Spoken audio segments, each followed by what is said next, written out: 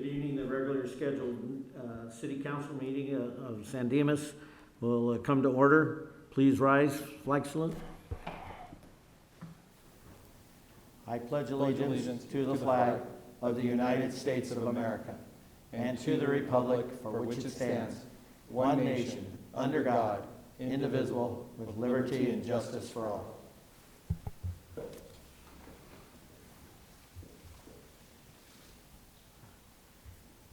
Madam Clerk, would you please read the roll? Mayor Bedar. Here. Mayor Pro Tem Viana. Here. Councilmember Bertone. Here. Councilmember Ebner. Here. Councilmember Weber. Here. Let the record reflect all council members are in attendance. The meeting will be conducted under the provisions of the Governor's executive order, such that no public is allowed in the council chambers. Public comments are allowed by emails and were received prior to the meeting, and live calls during the meeting. Council members were afforded the opportunity to appear in person or call in remotely. Council member Ebner is calling in remotely.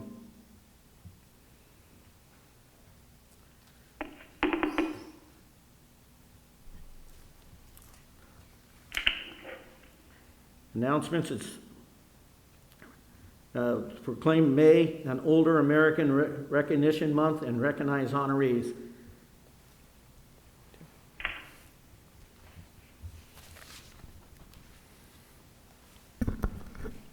Good evening, Mayor Bedar and members of the council. Around the nation, older adults make their mark every day as volunteers, employees, employers, parents, grandparents, mentors, and advocates. They offer their time, talents, and experience to benefit all of our communities. For 57 years, Older Americans Month has been a special time to recognize these contributions. Led by the Administration for Community Living, each May, Older Americans Month provides resources that help older Americans stay healthy and independent, and materials to help communities support and celebrate their citizens. Every year, the City of San Dimas proclaims May as Older Americans Recognition Month. The Los Angeles County Commission for Older Adults requests that the City of San Dimas select a nominee who exemplifies the true spirit of volunteerism. Nominations for the San Dimas Older American honoree are reviewed by the Senior Citizen Commission, and the selected honoree is recommended to the City of San Dimas City Council for appointment. The San Dimas Older American honoree will represent the City of San Dimas at future Los Angeles County Older American Recognition Day celebration.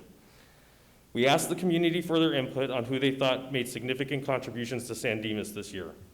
We received the most applications to date, and as a result, the City of San Dimas has decided to highlight two very deserving nominees and two recipients of this year's Older American Month recognition. We would like to honor both Kathleen Rensler and Pamela Johnson for their outstanding contributions to the San Dimas community, as they are both very deserving nominees for this recognition. Ladies, we thank you. This year, we have two recipients of the Older American Month recognition, and the City of San Dimas is very proud to announce that those individuals are Alta Skinner and Margie Green. Thank you for all that you do for the City of San Dimas, and congratulations to both of you. In closing, the Senior Center staff asked me to convey to all our senior residents that they miss seeing everyone, and that they are looking forward to the day where everyone can be back at the San Dimas Senior Center again. Thank you, and I will be happy to answer any questions the council may have. Any questions? I think I'll take this opportunity to read the proclamation. Some of the information that Tim gave is omitted from his notes. So as whereas for the past 57 years, the month of May has been proclaimed throughout the country as Older American Recognition Month. And whereas the City of San Dimas recognizes the older adults are trailblazers, advocating for themselves, their peers, and their communities, paving the way for future generations. And whereas we appreciate the value and inclusion of support, helping older adults successfully contribute to and benefit from their communities. And whereas during the month of May, the City of San Dimas is celebrating the birthdays of those residents who who this year have attained the age of 90 years old and older.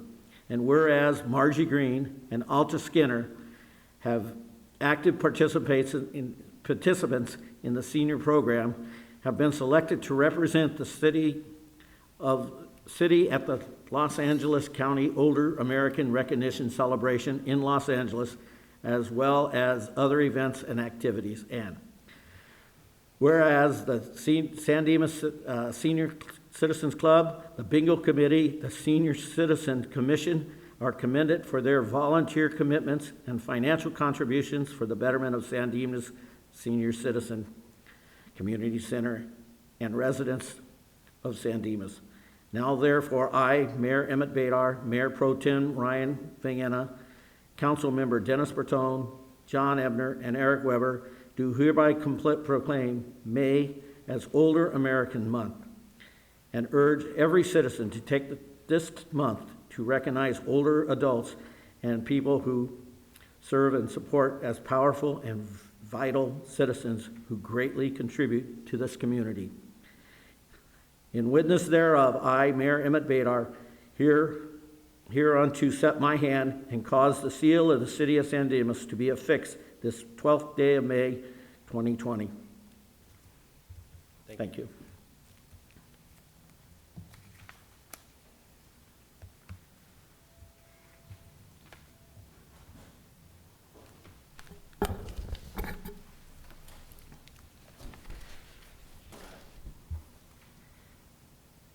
Any further announcements? We'll open up for oral communications. Yeah, before we open up oral communications, let me describe the protocol for oral communications. Since the public is not allowed to physically attend the meetings, there are two opportunities for members of the public to provide comment to the City Council for tonight's meeting.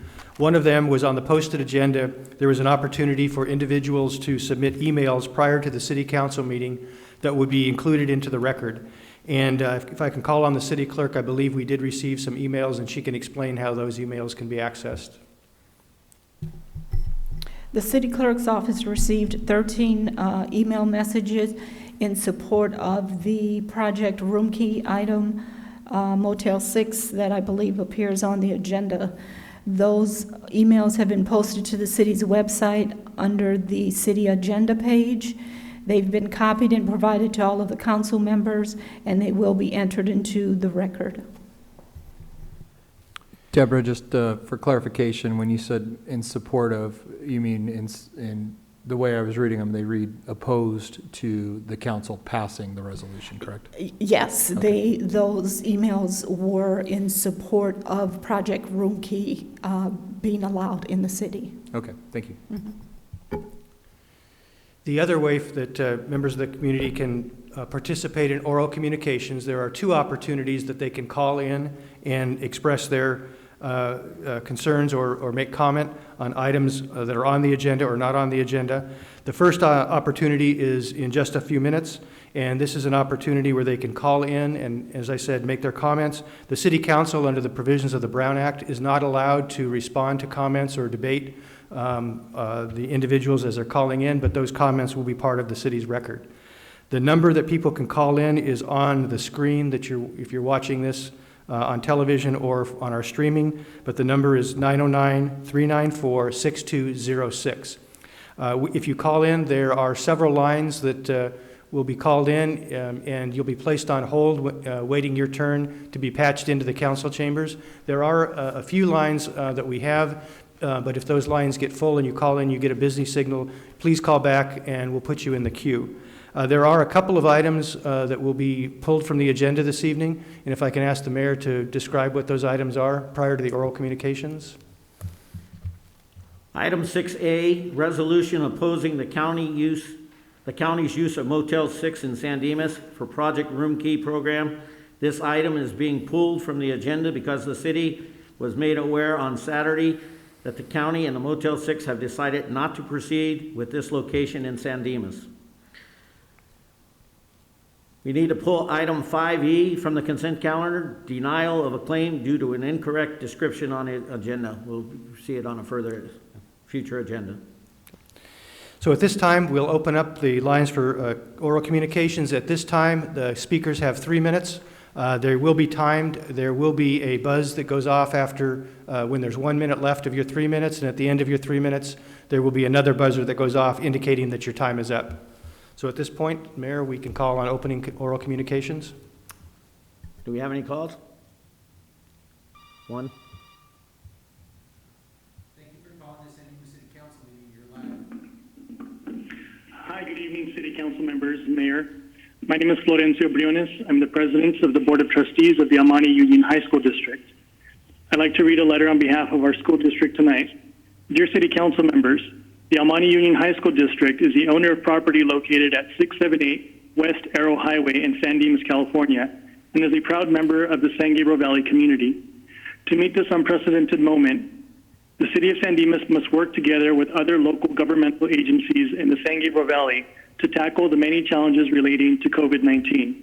Project Room Key is a statewide initiative to provide housing to those experiencing homelessness during this pandemic. As a firm believer in the importance of this initiative to the San Gabriel Valley community, the district hopes that the City of San Dimas will support Project Room Key. Every single community in the San Gabriel Valley was affected by the homelessness crisis prior to COVID-19, and now, more than ever, that crisis has been exacerbated by this unprecedented public health emergency. According to the 2019 homeless count, there were 4,478 people experiencing homelessness in the San Gabriel Valley. That number is expected to increase with the economic turbulence caused by the pandemic. This means we must collectively support all efforts to secure rooms to house our most vulnerable neighbors. Compassion and collaboration countywide are the linchpin to ameliorating the homelessness crisis facing our community. Additionally, the district cares deeply about continued efforts to flatten the curve of COVID-19 and to protect limited healthcare resources.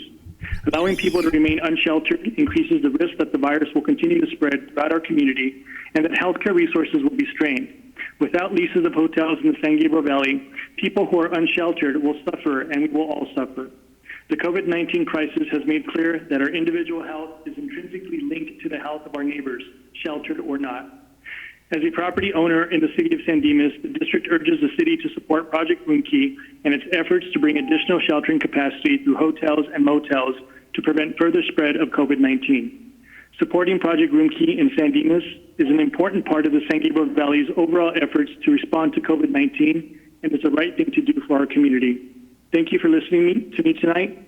If you have any questions, you can reach me at florencio.briones@emuhsd.org or by phone at 626-532-7230. Thank you. Mr. Quiones? Mr. Quiones? Will we make arrangements to get back in touch with him and have him send us a copy of that email? Okay. As of right now, we have no additional calls. We'll give it about a minute and see if anything happens. Mayor, we do have 2 emails that came in on items that are not on the agenda that wanted to be read into public comment. Okay. First email is from Isabel Ebner. Hello, I understand there has been a lot going on with the city in the past few weeks with the installment of new council members and the current pandemic. However, I just wanted to inquire if there is any status update on the potential execution of an ENA with the developers for the Pioneer Square project.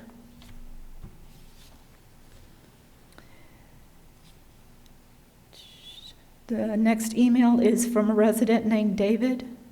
He has a question as to when the public parks will be open to the public and when recreational programs such as the San Dimas Youth Softball Association will be allowed to restart practice and games on the city fields. If the league provides safe-to-play guidelines that will support social distancing, will the city be open to review those guidelines? Is there a timetable on when a decision will be made? Thanks for your time. If you mind, I can provide a response. The city follows the county guidelines as far as the loosening of restrictions, as far as opening up various businesses and recreation opportunities. As of now, the county has not established a timeline or the restrictions that might be in place to open up ball fields for the type of program that he's describing. So I'm sure that our recreation staff has his contact information, and as soon as we find that information out, we'll let them know. But at this point, the county has not released those timelines as of yet. Thank you. Appears to be no additional callers. I'll open it up for the consent calendar. All items on the consent calendar are considered to be routine and will be enacted by one motion unless a member of the city council requests separate discussion. I have just a statement, Ken. Item number C, dealing with the housing element. I think that's so important that, not tonight, but at some time when things calm down, we should kind of go over that, because like my question was, there was a lot of requests or demands on the city, and I was wondering what happens if those aren't met, and what are the consequences. So maybe sometime in the future, not necessarily while we were doing this, but we could have an explanation of that. And with that, I move approval. Second.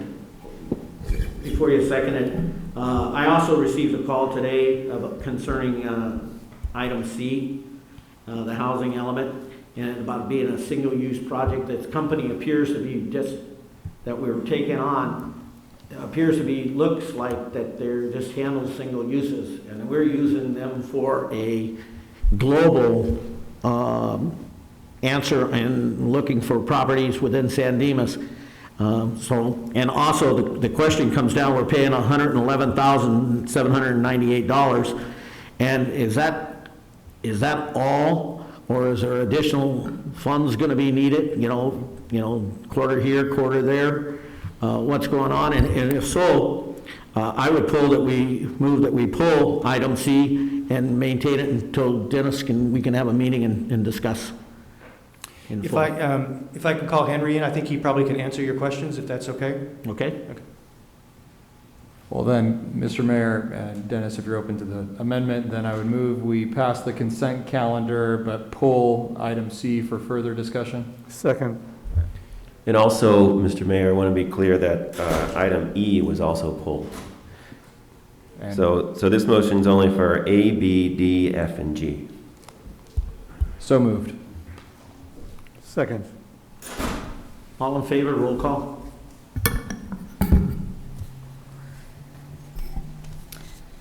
Mayor Bedar, Here. Oh. Yes. Mayor Pro Tem Viana, Aye. Mayor, Councilmember Bertone, Aye. Councilmember Ebner, Aye. Councilmember Weber. Aye. Let the vote reflect a 5-0 vote to approve the consent calendar. Hello, Henry. Good evening, Mayor. Do you mind discussing item 5C, please? Did you want a full staff presentation or just to go over to those questions? Give us the issue and where it's at, and then Dennis will have a couple of questions for you, I'm sure. Sure. Good evening, Honorable Mayor, members of the City Council. The item before the City Council tonight is the request to approve the agreement with National Core to assist the city in updating the housing element for the upcoming 6th planning cycle. State law requires the city to update the housing element every 8 years. The housing element is subject to review and certification by the State Department of Housing and Community Development. One of the significant items of the housing element update is illustrating how the city is going to meet its obligations with its regional housing needs assessment. The upcoming planning period, the city of San Dimas was assigned 1,245 units that was recently approved by HCD. Earlier this year, staff sent out a request for proposal to several reputable planning firms that are well-versed in assisting cities in updating their housing element. The city received 2 proposals from National Core and PlaceWorks. They're very reputable planning firms that do multiple things. They do general plan updates, specific plans, and housing element updates as well.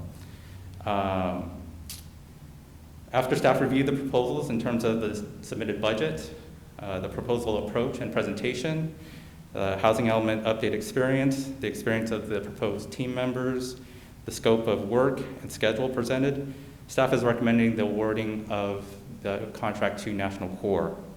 The proposed contract amount is for $111,798. And to assist in funding the housing element update, the city received a $60,000 SB2 planning grant fund. The remaining funds have been budgeted within the this fiscal year's Community Development Department budget for $40,000, as well as $25,000 from the from the Fund 34 account. This provides a contingency amount of approximately $13,200 to complete the project. This is all encompassing, so this would include the update, the site selection of all the housing element sites within the city, review the policies and any hurdles that the city may have in its regulations that may be not in compliance with state law, as well as the environmental document that we required. So it is an amount for $111,798.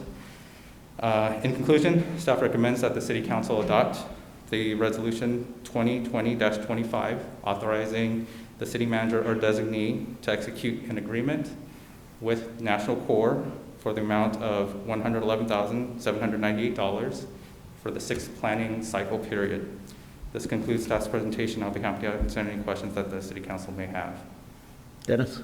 Yeah, I have a question. As far as the arena numbers go, what happens if we don't fulfill those? In the past, we just had to make a good attempt to do so. Correct, and that's still the same. The big caveat this year is the state is looking at these these sites very carefully. So they want to make sure that the sites that we select are able to accommodate the potential for these residential So if uses. we select a site and no one comes and wants to develop it, we're not going to be... We're not going to be penalized. We just have to provide the opportunity. Okay. Correct.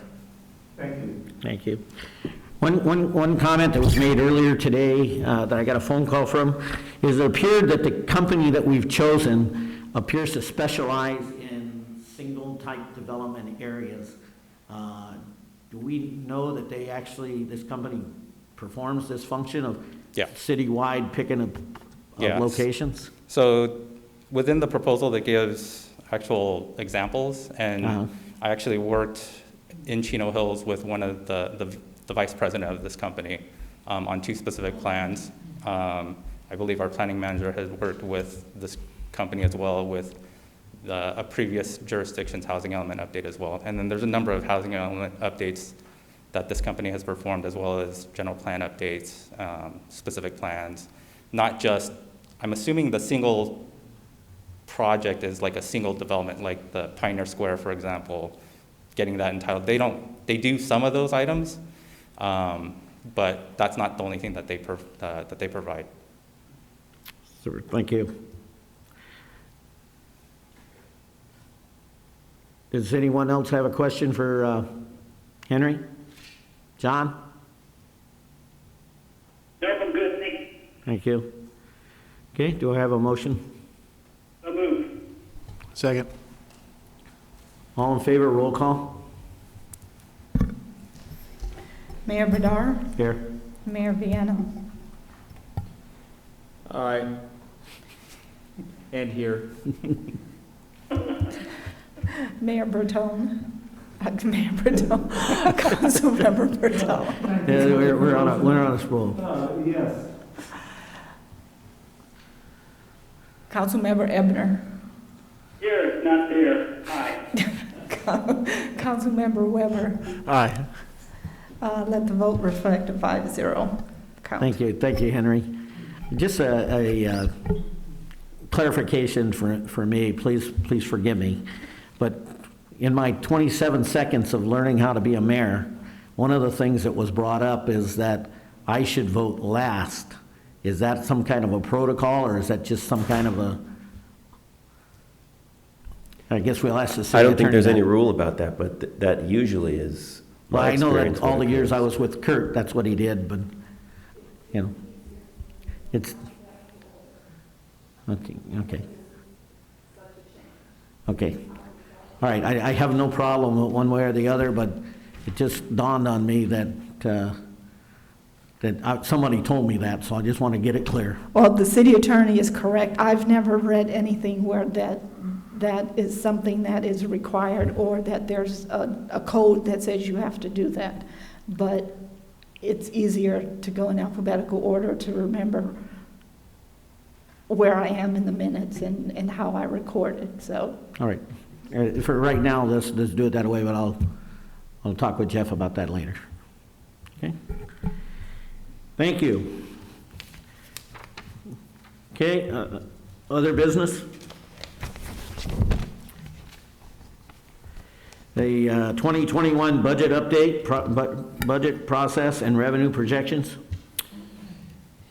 Yes, this item tonight is just to kind of give you an update as far as where the city is within our budget process. And the second part would be to provide you some background information as far as staff's analysis and revenue projections in light of the COVID-19 pandemic. But first off, just to kind of give you some background, the city's budget needs to be adopted by July 1st. And we start our process typically in January of every year, which we did this year. We did hold a February budget study session with the council to talk to them about the approach to the budget this year. And that was just prior to the pandemic taking effect and all of the stay-at-home orders and the impacts that those had on the community and the economy. So staff each department is responsible for putting together the budgets for their programs and projects for within their department. And then we bring all those budgets together and put those together as an overall budget.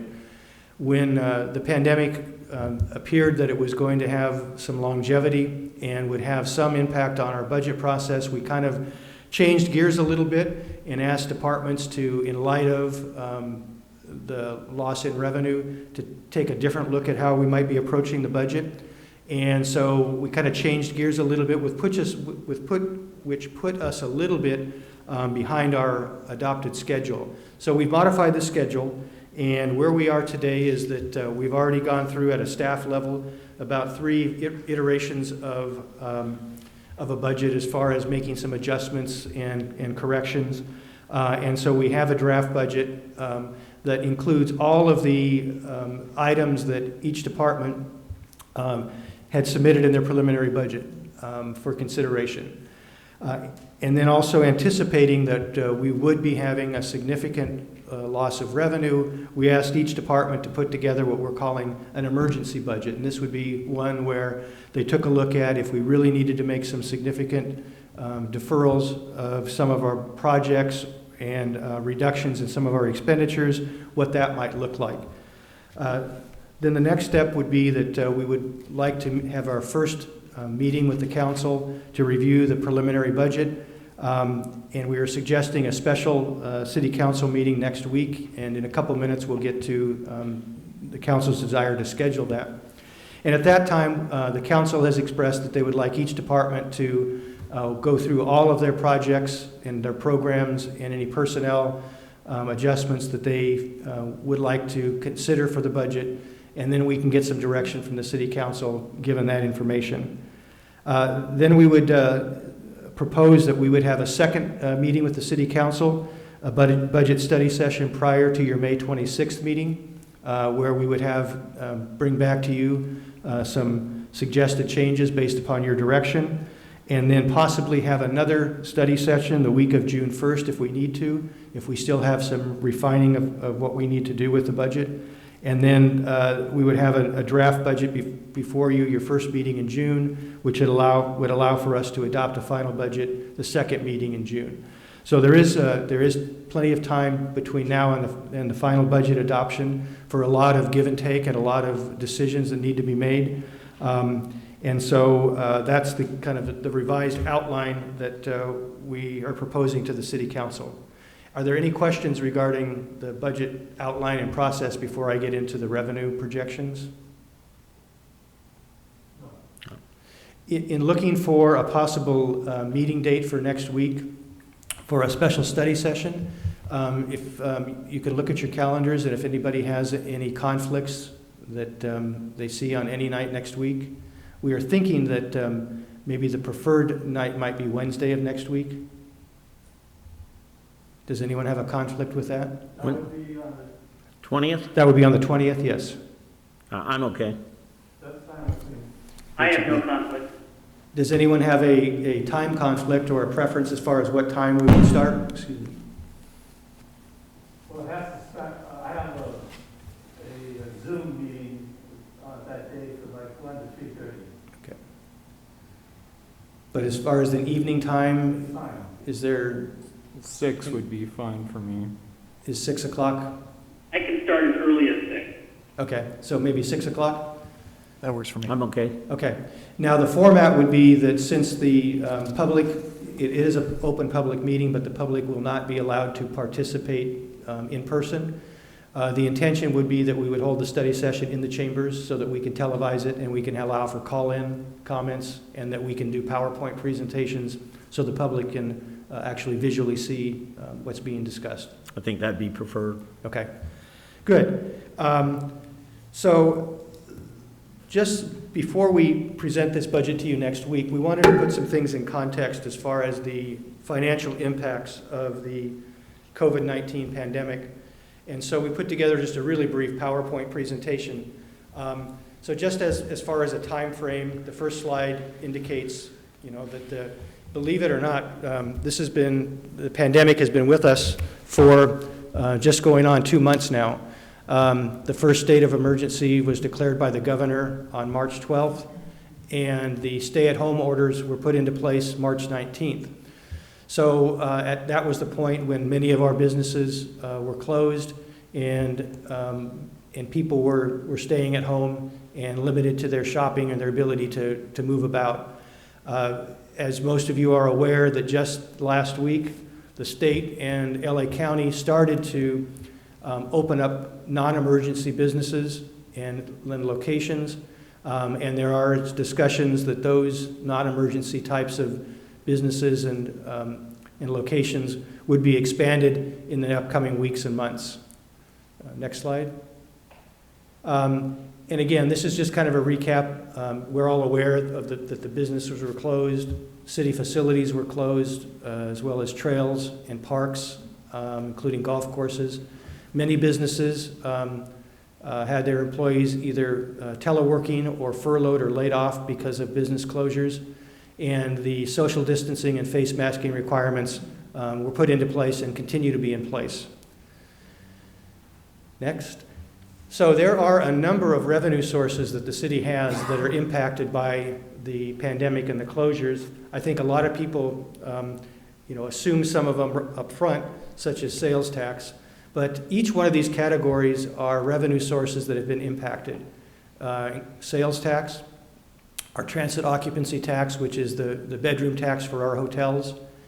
Franchise taxes, in the fact that there are some utilities that, there are businesses that are closed, that their service, for example, solid waste services have been suspended.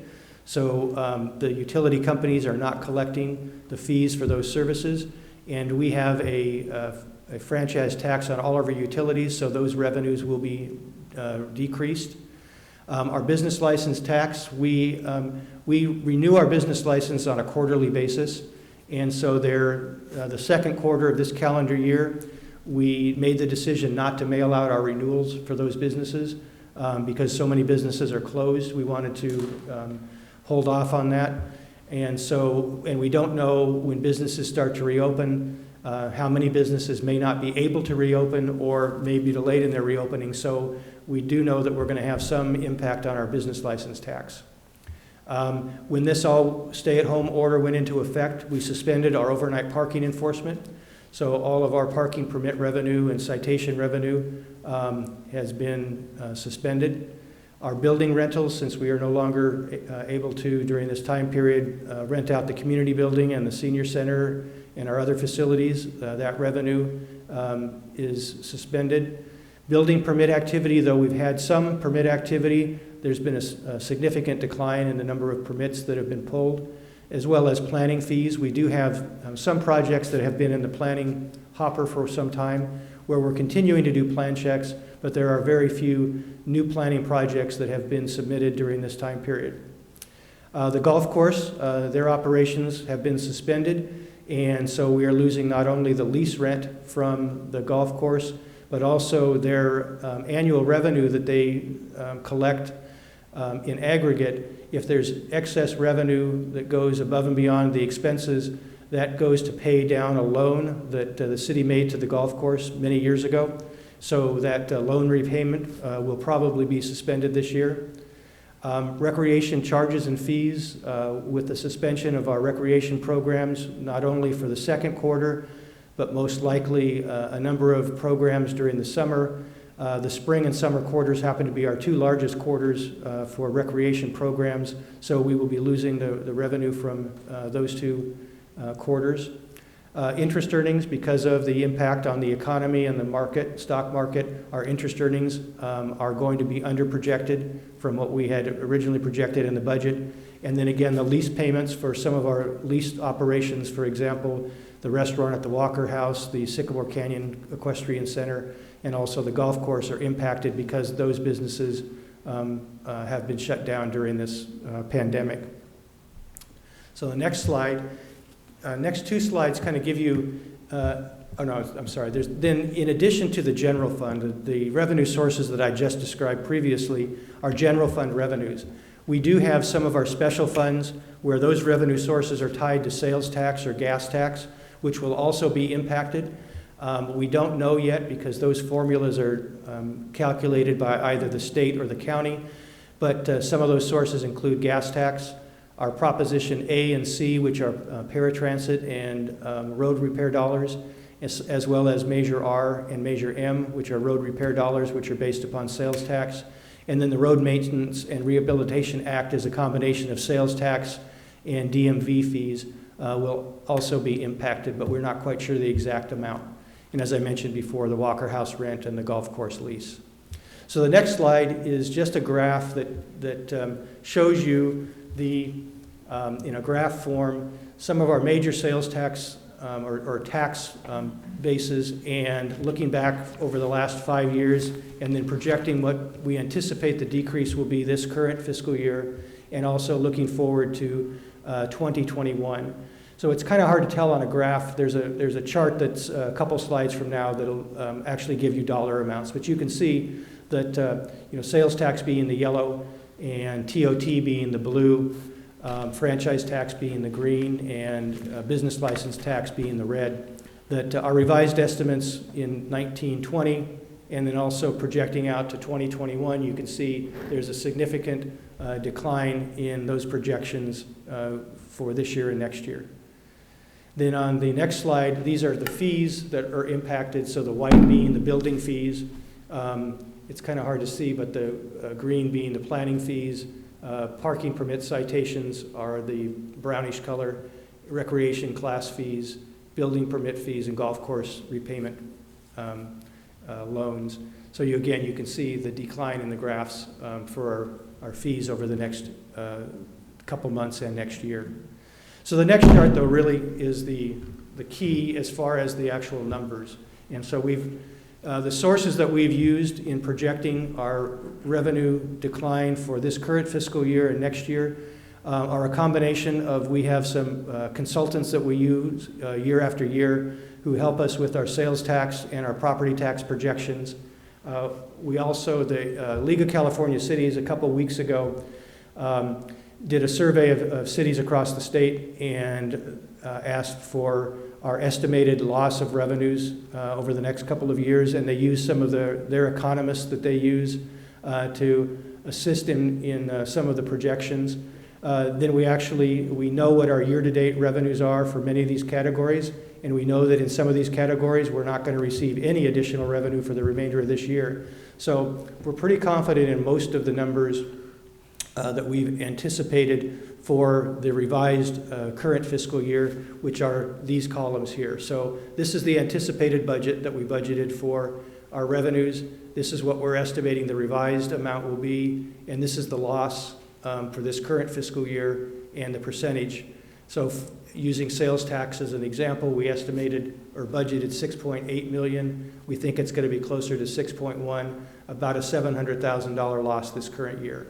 And then you can see in each of the categories, hotel, about a $640,000 loss, franchise, 191, business license, 80, building permits, 73, parking permits, 141,000, rentals, 34,000, planning fees, about 15,000, recreation fees, 400,000, golf course repayment, 70,000. So we anticipate that we are going to be about $2.3 million below what we budgeted for this current fiscal year.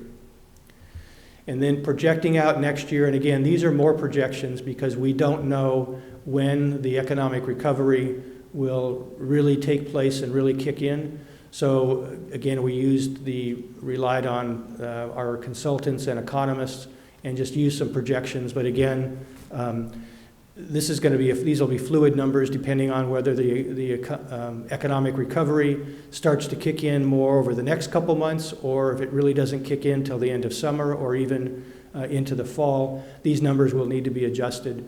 But based upon our estimates, it could be in the neighborhood of about $2.5 million next year as far as lost revenue over what we had anticipated historically.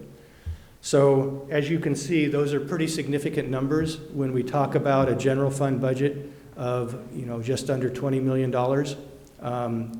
And we're looking at 2.3 or $2.5 million in lost revenue just from the impacts from the COVID-19. So we give you that information as just some background to put things in perspective when we start to bring the budget to you next year or next week, so that you can understand that any loss of these revenues will probably have to be made up in reductions in projects or programs or services, or in use of general fund reserves to balance the budget if we want to try and maintain the same level of services and projects and programs that we anticipate for next year. So hate to be the bearer of this bad news, but this is reality. And so I would be happy to answer any specific questions you have or how we came up with some of these numbers. Ken, what I would ask though is that the staff supply us with copies of these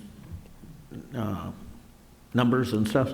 Yeah, there's actually, we gave you a copy of the whole PowerPoint presentation, and I can also email it to you. Sorry, it's on my desk. Yeah, I can also email it to you, and it will also be posted as part of our agenda packet, okay, so people in the public can take a look at it if they'd like. Super, that would be good. Okay. When is there any? Have you heard any noise, from the state or from the federal government that keep talking about passing these stimulus plans? And they keep talking about money possibly going to the state and to local agencies. We're capturing whatever dollars we're losing, and is there any possibility that the feds are going to come in, other than give the state something, but maybe help us out because of local losses? Yeah, actually, the Federal CARES Act, there's been 3 iterations of that have been adopted, and the last 2 versions of it ago, there was a request from local governments that there be money that was earmarked that would be available to local governments to be able to backfill some of these lost revenues because of the crisis.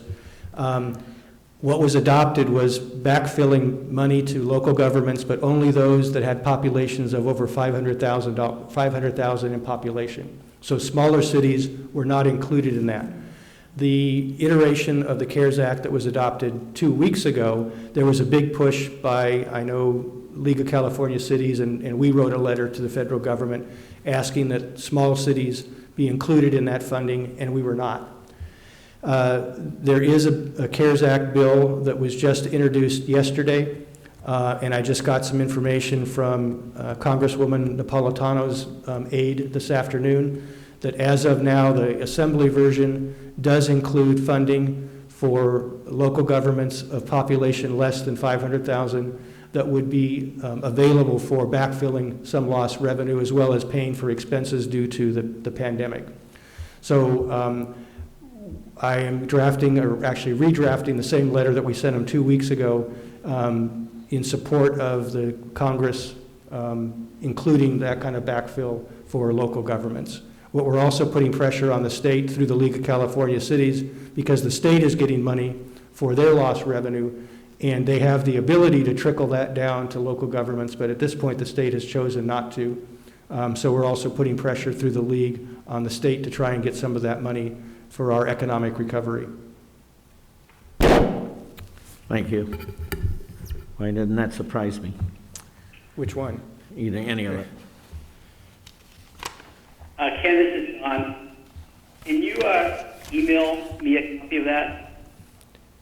Oh, yes. Yeah, I think Deborah might have, or if not, we'll make sure we email you the packet of all the documents that are presented at the dais today.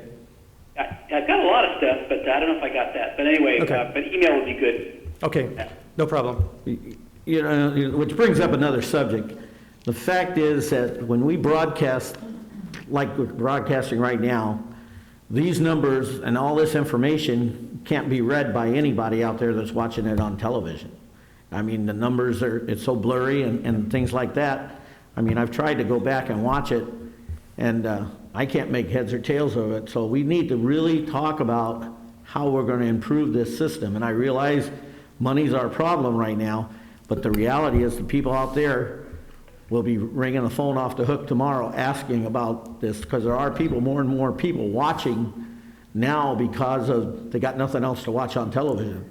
So, you know, the reality is we've got to come up with a better system, because I'll guarantee you that cannot be read. Yeah, the problem really is not at our end. It's at all channels on Frontier and Spectrum are high definition except our channel, and they will not provide us a high definition channel. So there's no equipment that we can enhance our signal because it's going out on standard definition. Now, if you're watching it on streaming, it's a little clearer of a picture. And we're actually looking at some new equipment that would allow us, when we play out on streaming, that it'll be even clearer. But as long as we're still on standard definition, we're still going to have some degradation of quality, unfortunately. Thank you. Okay, any further questions of Ken? Yeah, Ken, I have a question. You Sure. said Sycamore Canyon Equestrian Center's closed. I was up there the other day, and the horses are still alive. Oh, no, they're not closed, but they've had some of their number of boarders has declined. Okay. And so, and they have asked for some deferral of their rents, just like the Lucabella and the golf course asked for some deferral of their rents until we understand how the length of this. They're not closed, but I think they have lost a number of boarders because people have taken their horses elsewhere that's more economical. Are they deferring the boarding charge to the citizens? Not that I'm aware of. Okay, thank you. You know, and that just brings up another question. When we talk about our parking, suspending our parking and that on a nightly basis from 2 to 5, okay, most of our employees for that service are part-time employees. Did we lay them off, or do we furlough them, or what did we do? What are we doing with that? Yeah, they're part-time hourly employees, so they are not working, so they're not getting paid those hourly rates. And I should point out that, you know, we talk about some of the loss in revenue of some of these sources. Obviously, there's a loss, or there's expenses that are not incurred because of not providing, for example, the recreation programs and classes. So if we're not providing those programs, the expense for some of the staffing and the supplies are not being incurred. So there is an offset in some expenditure reduction by not providing some of these services. And parking is a good example. So we have 4 parking officers that are not being paid while they're not doing parking enforcement. Okay, and then I guess one other question, with the counties today saying that, or at least indicating that they were going to continue the stay-at-home order for the next 90 days, that would probably play big problems with our recreation detail or Yeah, and babies, you know. Yeah, there was a comment made, and I was going to address that a little bit later, but I'll address it now. There was a comment made during the Board of Supervisors meeting today in a discussion where the apparently the director of county health made a comment that she could see a scenario where the stay-at-home orders would be through August. The county has submitted a press release later this afternoon to clarify that comment was made out of context. However, they didn't refute that comment, but they just said that it would be a slow rollout over the next several months.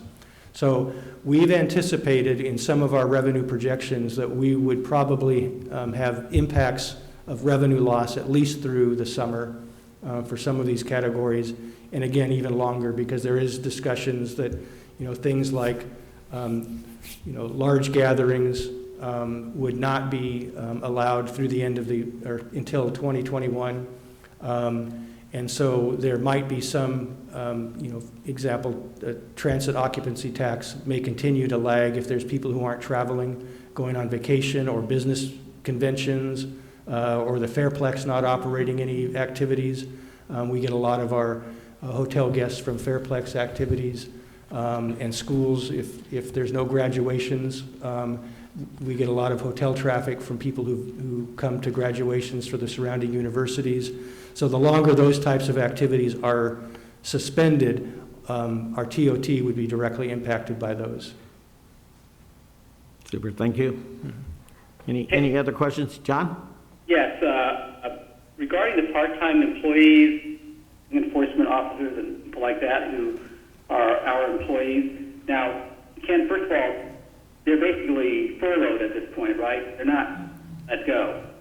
Correct. They're still on payroll, and for those that do receive benefits, they would still receive benefits, but they're also eligible for unemployment, and we understand that the majority of those part-time employees have applied for unemployment, and with some of the enhanced unemployment benefits, some of them are making either their full compensation or in some cases maybe even making a little bit more than what they were making on their hourly wage.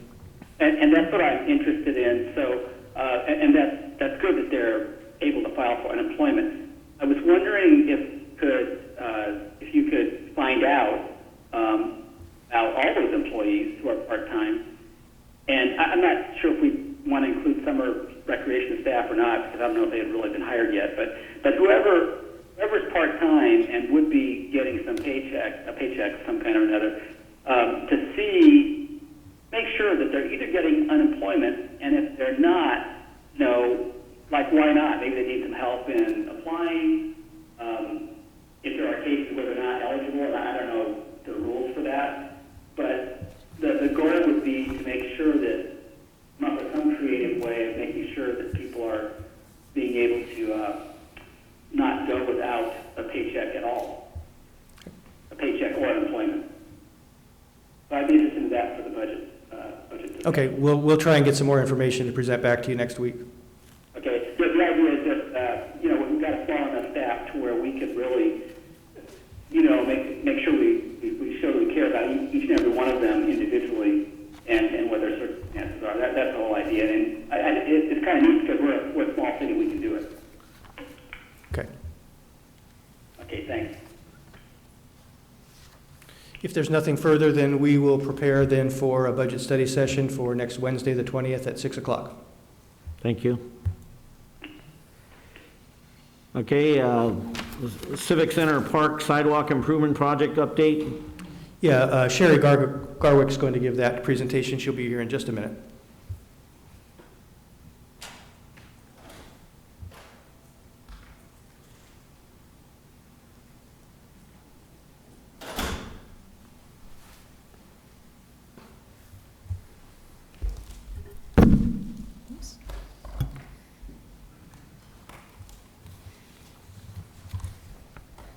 Good evening, Mr. Mayor and members of the City Council.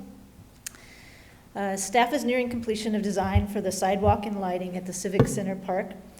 And as there have been some changes due in part to material costs and in part to providing additional power for future events within the park, staff would like to get council's guidance on moving forward with the project and propose some alternatives. Oh, there we go.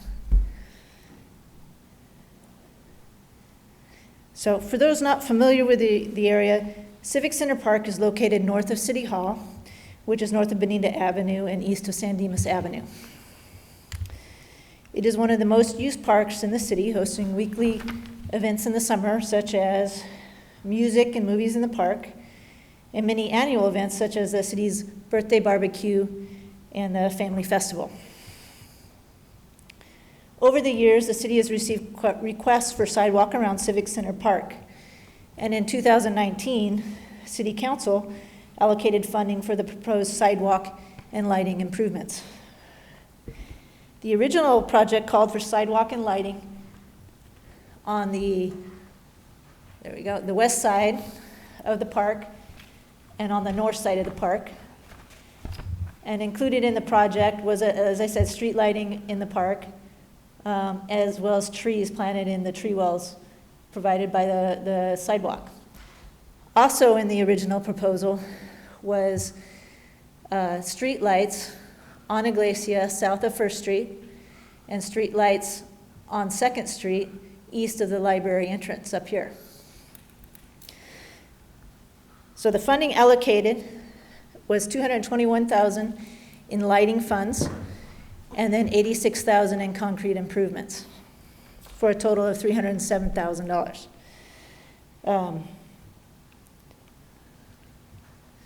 So while finalizing the electrical design, there were some cost increase due to a number of different factors. The material costs of the poles themselves were actually higher than the original estimate. And the number of streetlight poles actually increased within the park to provide the minimum lighting standard per city standards. Also, there's an electrical pedestal in this area here that was dilapidated and it has to be replaced. In part because of the dilapidation, but also in talking with Parks and Recreation during the design, they requested additional outlets or power up in the north side of the park and on the east side of the park to provide for future events. We also provided additional power at the stage in this area. So in order to stay within budget, what we would suggest is limiting the scope of the project to actually within the constraints of the park. So to stay in budget, what we would recommend is not replacing these streetlights. There are existing streetlights here and not replacing them, and not replacing the streetlights on 2nd Street east of the library. So that on Iglesia south of 1st Street, remove the replacement streetlights, and then on 2nd Street east of the library, do not replace those lights at this time. Those lights will be replaced in a future decorative streetlight project that we have an annual program.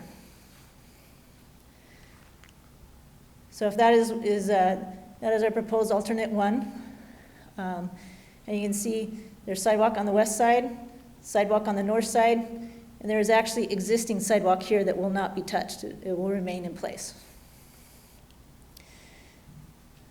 So the proposed budget for that will be within the adopted budget for this fiscal year. Okay. However, while this project was being planned, there was another project going on for the replacement of fitness equipment within the Civic Center Park. And actually, I'll show you, that's where the old fitness equipment was. That has since been removed, and new fitness equipment has been purchased. That fitness equipment is due to be installed in the same area.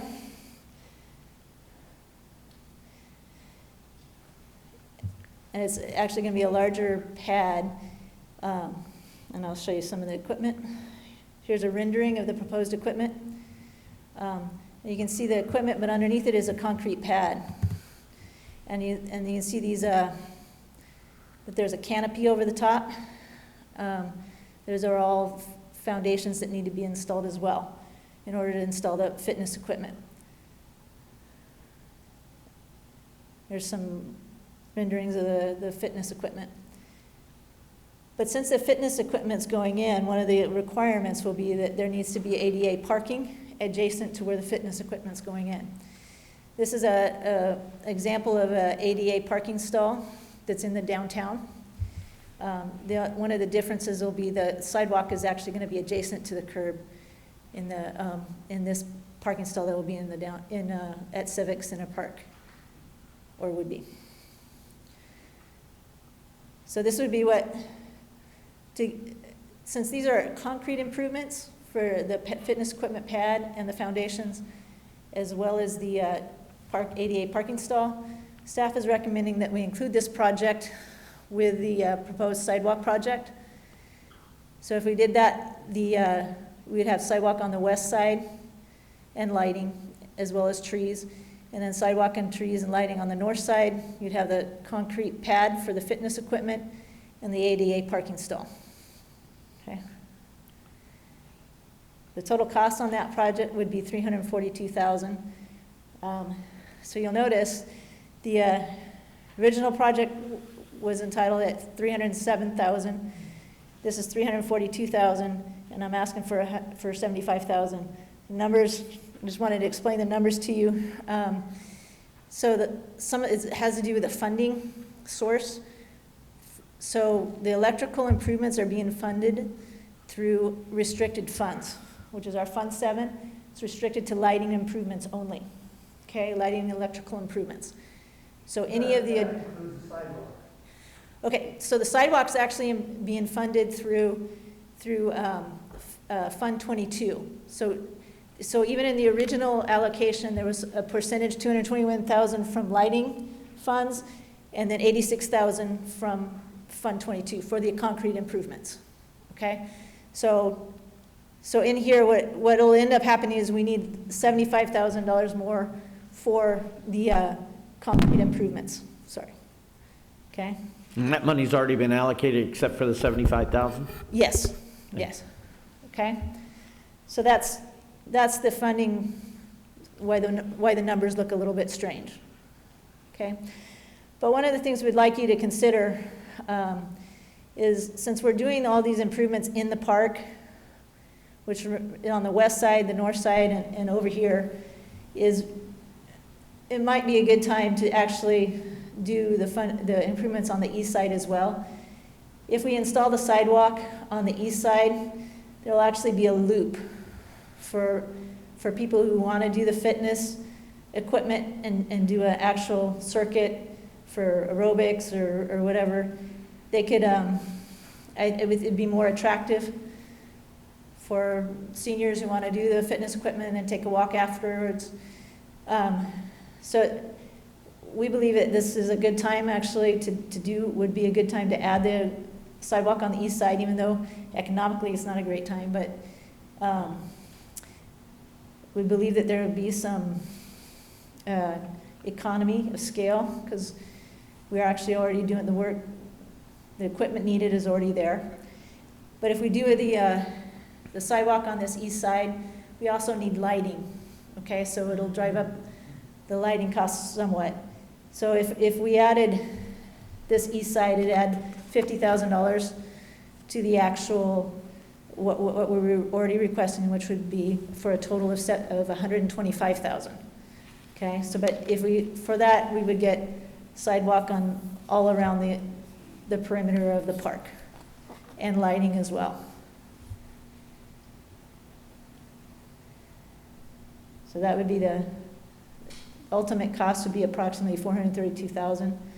Does include some contingency, as we always do with construction projects, in case you encounter something that you didn't foresee. But here's the three alternatives that we would suggest. Is the first alternative is sidewalk on the west and north, as well as the lighting improvements. That's within budget. For alternative 2, that includes sidewalk on the west and the north, and only the pad and the ADA stall.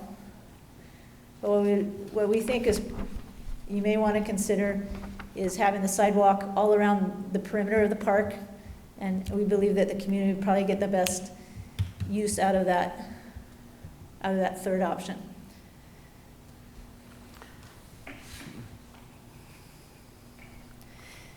So staff is requesting council guidance on what option you prefer. As staff would like to move forward with ordering the electrical equipment there's a long lead time on some of the equipment, and we would like to have the equipment on order while bidding the electrical and concrete work. So for instance, if you choose to go with the first option, there's only 8 streetlights required, okay? If you choose to go with the full sidewalk all around the park, there's 12 streetlights that are required. So we would order those ahead of time. In terms of timing of the project, depending on council approval, staff anticipates bidding the electrical equipment in the next couple of weeks. The bids for construction of the electrical and concrete work would follow, with work anticipated to begin in July and finish in August.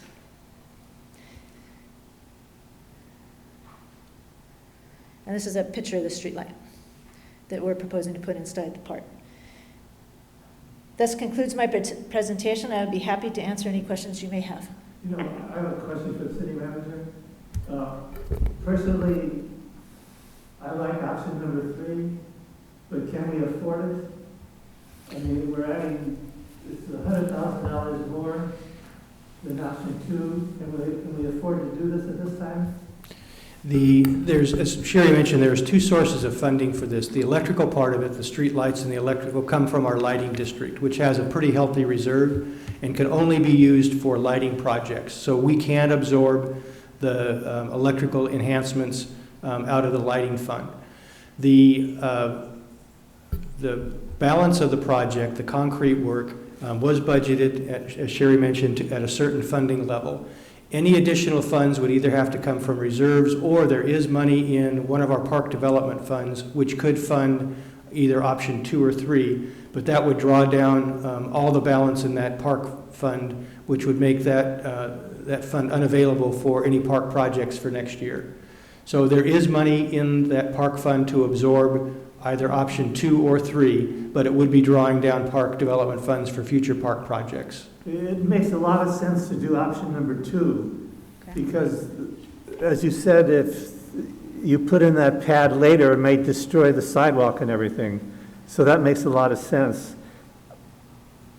I don't know about 3. I mean, I like it, but I mean, do we want to draw down our complete park fund for that? I have a couple questions for Sherry when the time is right. Sure. Did you get a good enough answer? Yeah, that's fine. Okay. John? Yeah, so Sherry, you mentioned minimum lighting standards.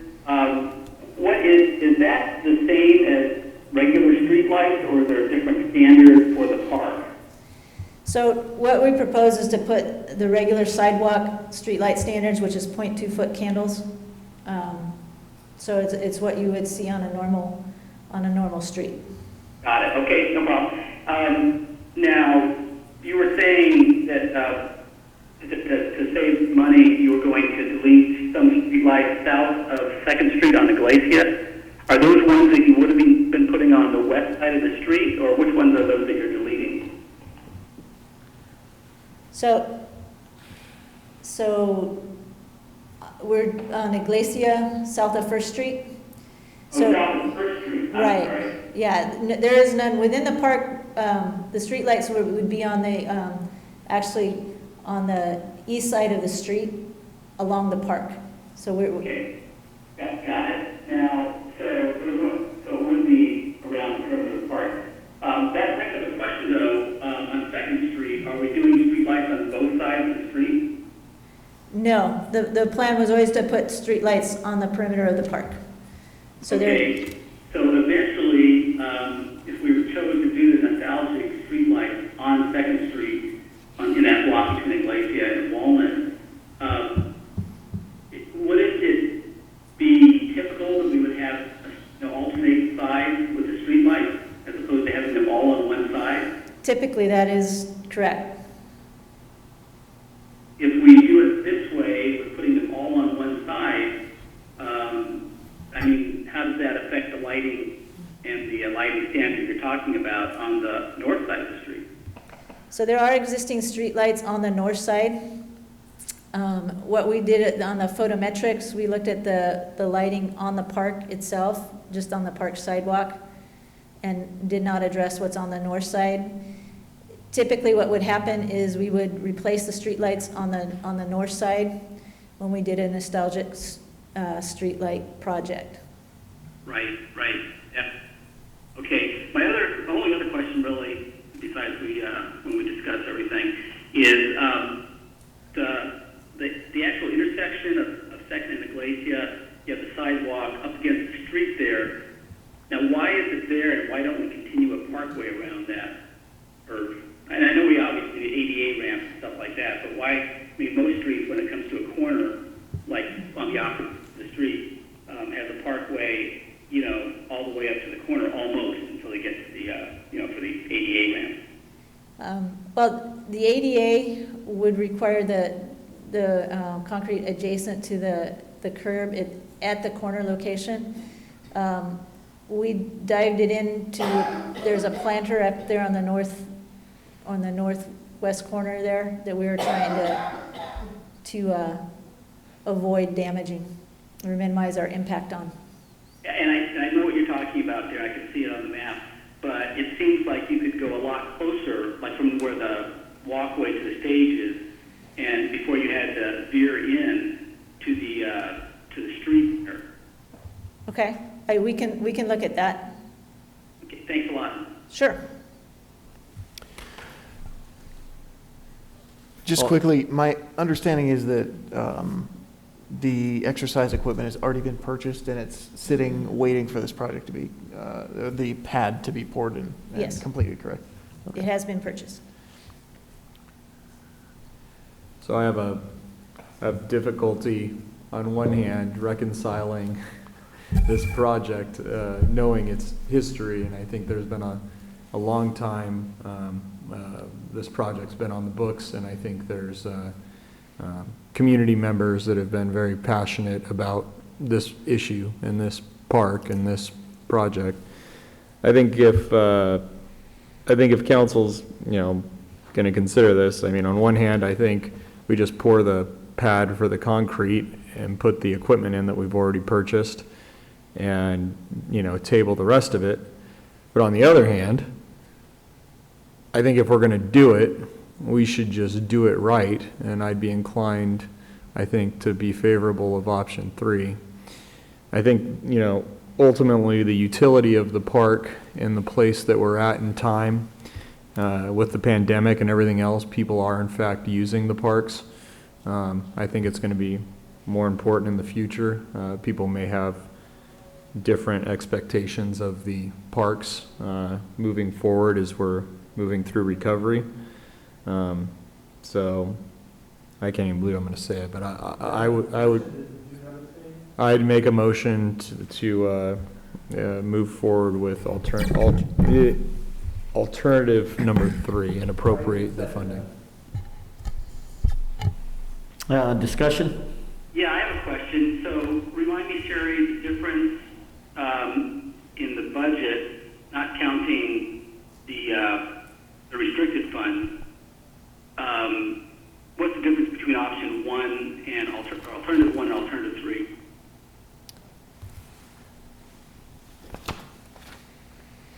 I'll give you a comparison. I don't know if you can see the alternates here.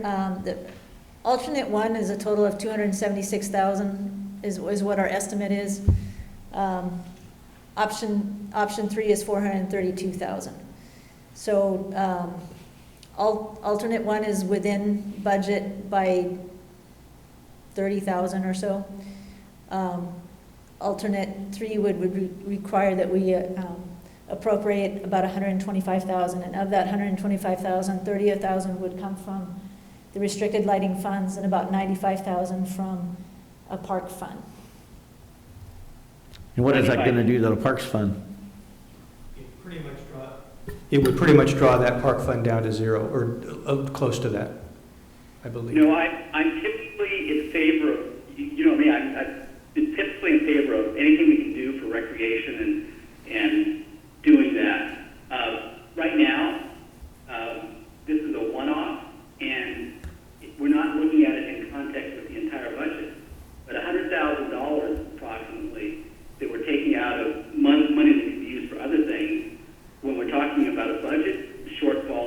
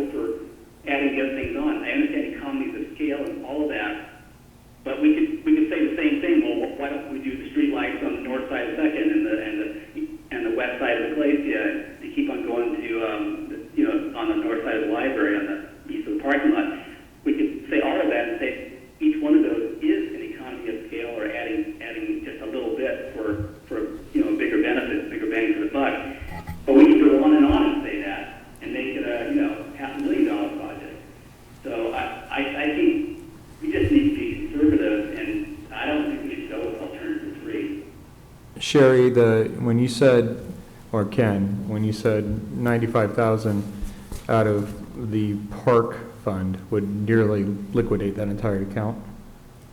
Correct. So, but it's a drop in the bucket in terms of the reserves.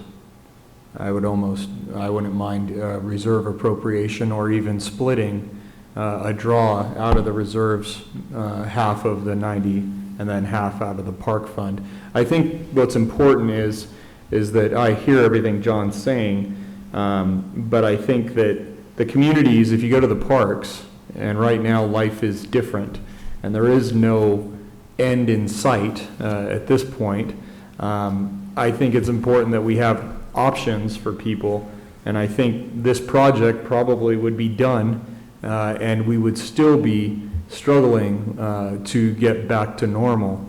And while I wonder what services people benefit from the city, the one thing that they're benefiting from right now, more than anything else, is our parks.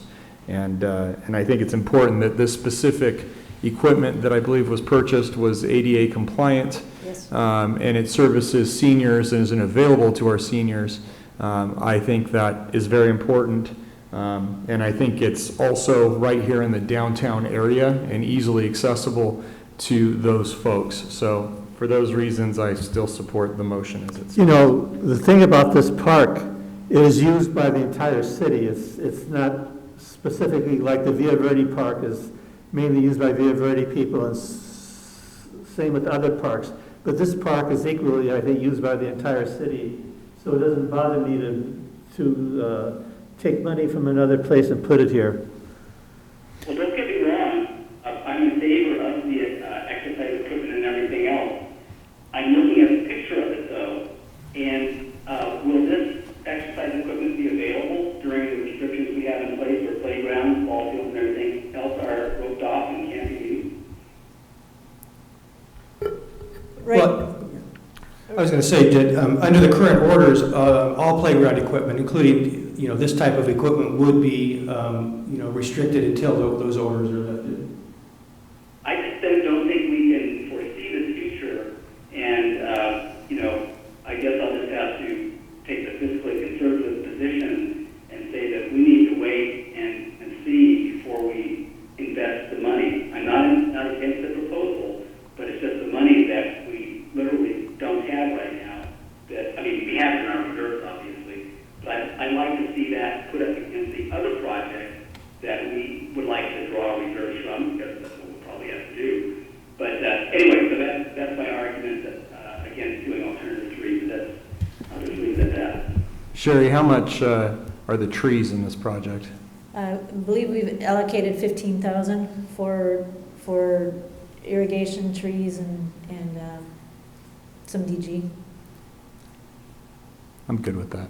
And if this project was to go forward, Parks and Rec would get the electrical that they want, they feel it would be necessary to either. Yes. If you look at alternative 1, that scraps the fitness pad, right? Yes. And we already have purchased the equipment. Right. So it's just sitting in mothball somewhere right now. So I have some real personal problems with the fact that, one is, I think everybody up here knows that I've been very adamant about this sidewalk issue, because a lot of folks, not just people that who come normally, but a lot of people have reached out and said, we need to do it. And quite honestly, I am concerned about the fact we don't know what the future predicts, whatever. But we wouldn't be using parks money, and we wouldn't be using sidewalk money for any of those reasons to the problems that we would eventually come with. So those funds are restricted, so we need, would do it. Those funds are not restricted. The parks funds are not restricted. Those are, as you recall, those are the funds we put in there usually every fall in order. I think Fund 20 you're talking about, right, Sherry? 22. 22. Or other fund. I think it's Fund 20. And so we can put money in and take money out. And I've been a proponent, of course, every single year of putting as much as possible in there. And when others have not wanted to put anything in there, I've argued to put money away in that fund for sure, definitely. However, so that money is not restricted, and that's the $95,000 we're talking about. Anyway, I just wanted to make sure we were clear on that. Yeah, I agree, John, thank you. But the electrical cost will all be coming out of Fund 7. Fund 7. Yes. Mayor, before the council votes on the motion, we do need to see if there's any public comment and give a second for people to call in. Okay, we'll open up for public comment. We'll give a couple of minutes to see if anyone wants to call in on it.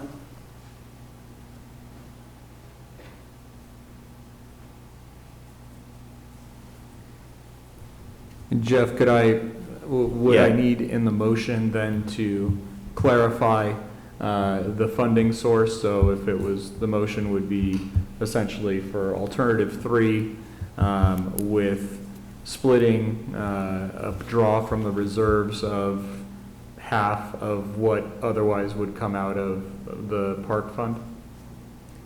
That's acceptable to me if staff believes it's possible. Yeah, that's possible.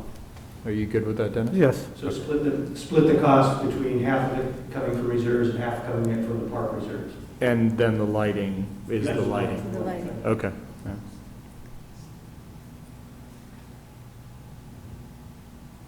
And we're all, and if this was to pass, we're talking about the sidewalk in front of the library. Is that included in? Okay. Yes. James? Parking lot? Parking lot of the park side of the. Yeah. of the library It'd be a complete circuit. Someone Yes. could walk Yeah. it. This is alternative 3. Do we have anybody calling in?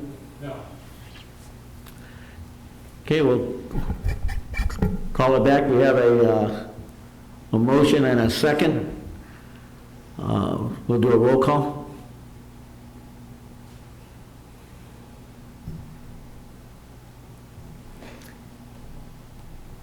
Councilmember Bertone, Yes.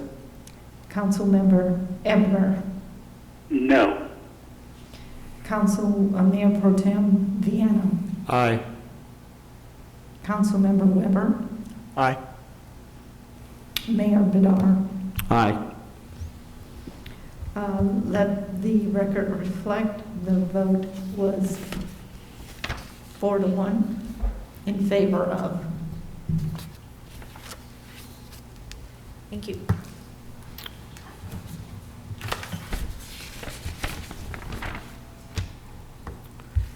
Okay, recreation needs assessment project. Maybe. Yeah, Dr. Kistman will be coming in to give that presentation. There he is.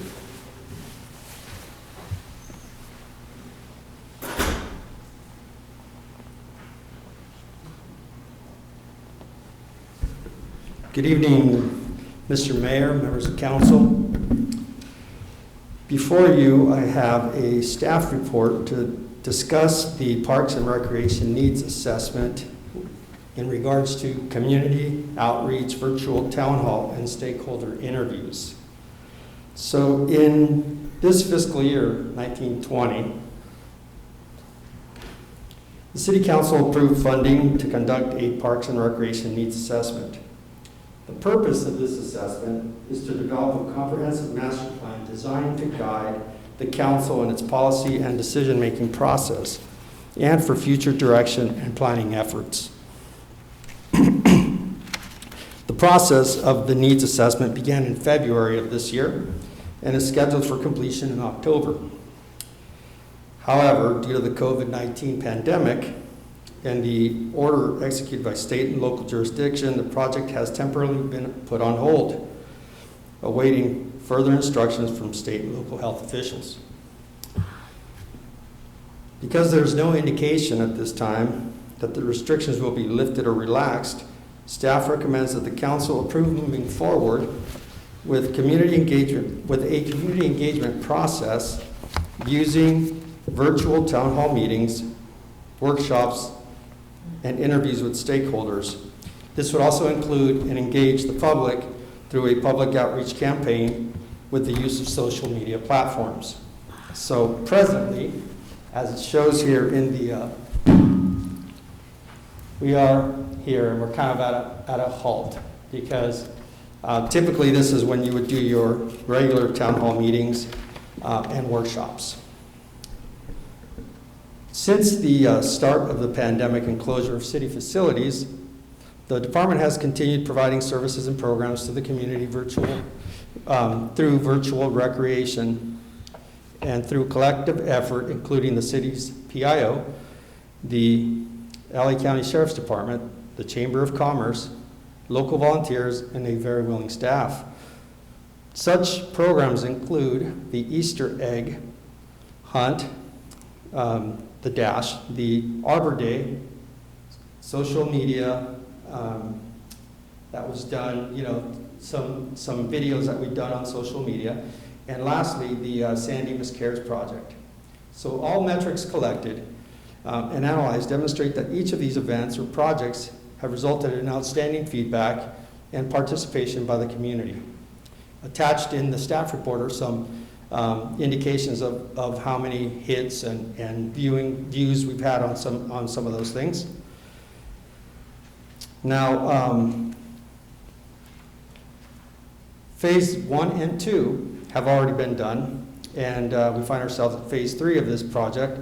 Phases 1 and 2 included gathering of data and research of existing documents and historical program information, as well as getting an update of inventory of existing facilities and the evaluation of existing programs and demographic information.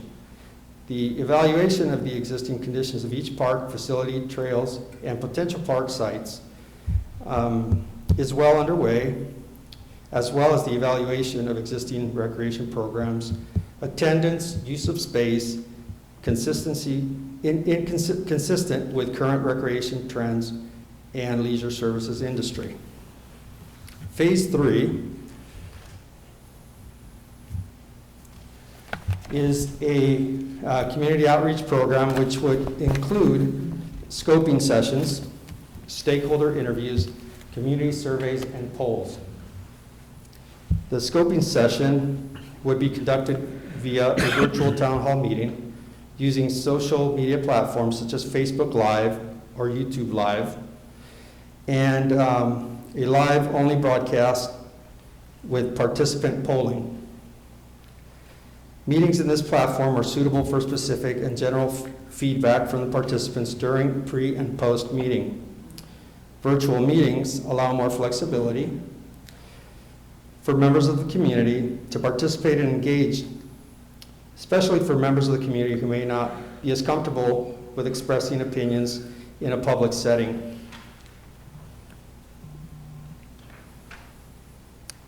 Now, virtual meetings and online polling participation through those social or platforms is not a new concept.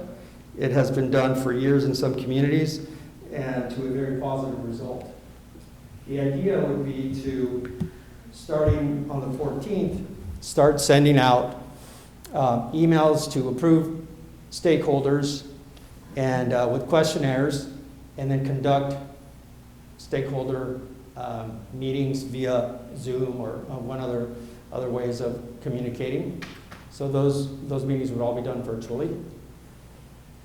The idea here is also to promote this project through a story map site, which is done through GIS in conjunction with our website, for the purposes of collecting data, reviewing results, and then respond to those questions, comments, and suggestions.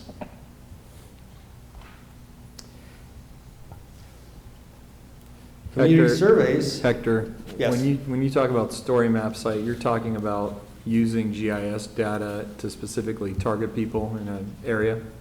Yes, that is one of the components within the storybook. So later on in this, we have some sort of demonstrations of what is involved in that story time. Thank you. So just some dates for you to kind of to consider, because we are hoping to finish by October of this year, is that if we started this process now, it gives us a few months to, one, engage the community, hold these town hall meetings, and do the polling and the surveys, which would be done through a variety of different models. There would be phone, online, and some live during the live event. So how would the public stay informed of all of this? We would do social media advertisements, live and recorded online broadcasts and updates, live online participation polling. That gives us the opportunity to continue with this process of the park recreation needs assessment.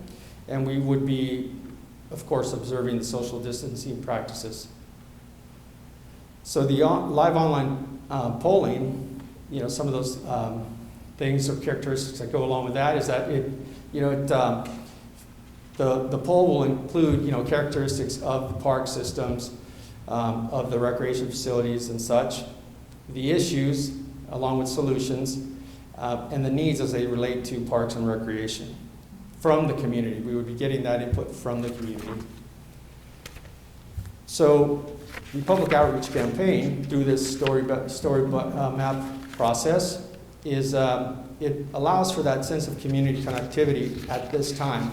We, as discussed earlier, our virtual programs have been very successful. We had a great response to the Easter egg dash, going out and visiting over 1,500 or delivering 1,500 baskets to over 500 residences. The Arbor Day event we gave away 85 trees, and there was a line that started in the library parking lot coming around to the corner of Iglesia and 2nd. And then the views to the video that was sort of announcing that, I think we got 2,200 views. We know that people are engaging and looking for these types of programs or events because they are, locked into their homes and can't do a lot of other things. So this story map, it would include, a link off the city's website that people can go to and turn to and see, sort of get updates on this real time in many cases. It involves two-way communication, so people can enter their comments, ask questions, and get a lot of information from this because it's done in real time and it's very dynamic and fluid, as opposed to a static site such as most websites. So it gives people the opportunity to go there and find out and get more information about the project itself, and answers questions about like what is a needs assessment, what is the purpose of a needs assessment, so you keep the community informed. Now the results of the polling and the surveys that are done online would be creating heat maps based on the information that people give as participants, and we would be able to target the entire city as opposed to holding these workshops in one particular location where people don't want to drive across town to show up or it's inconvenient. This makes it, the response is much greater than physically having to show up to a workshop. So the results would come through a model survey. So, and then each of these tools are announced online as well as through social media. When the outreach method is complete, the results are posted, people feel like they're participating in the process. It would also include virtual park tours, so someone could go in there and who's never been to, say, Villa Verde Park or Briggs Point Park, for example. They've just seen it on a list. They can actually get a virtual tour of the park and, again, get a sense for what is out there. Hector, just on this, So we will know or be able to verify that the people participating are geographically in the city or That's their correct. residents, right? Or That is or correct. businesses. So it is, I mean, one thing is people will be registering on there to go on with their name, physical address. Not, full name does not have to be included, but a physical address and a name.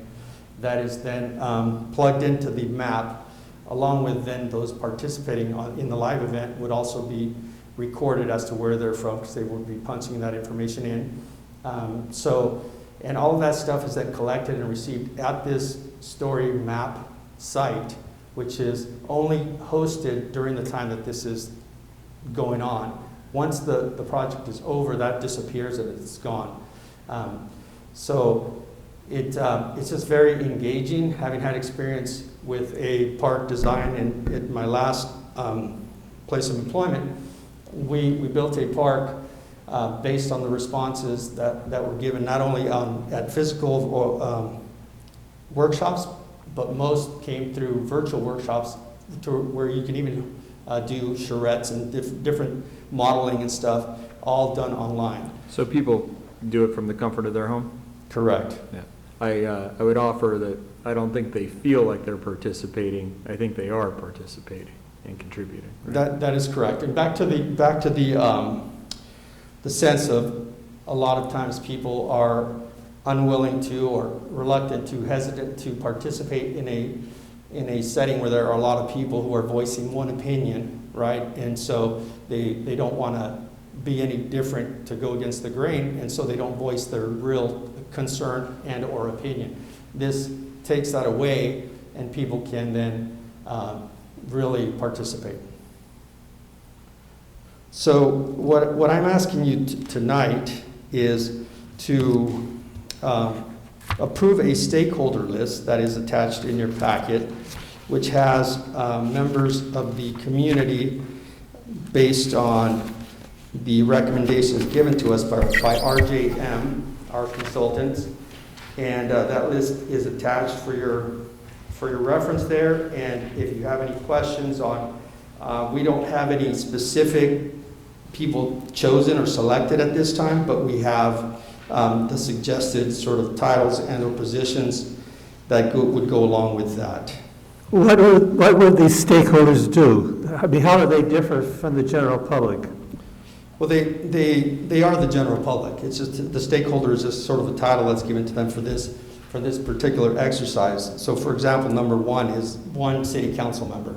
So I would hope that you would discuss that amongst yourselves and select somebody from the council to participate, and then you or they would be called, Zoomed in, virtual meeting by the consultant who would ask you questions.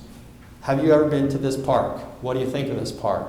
I've not been privy to the questions that they would be asking, but those are coming shortly.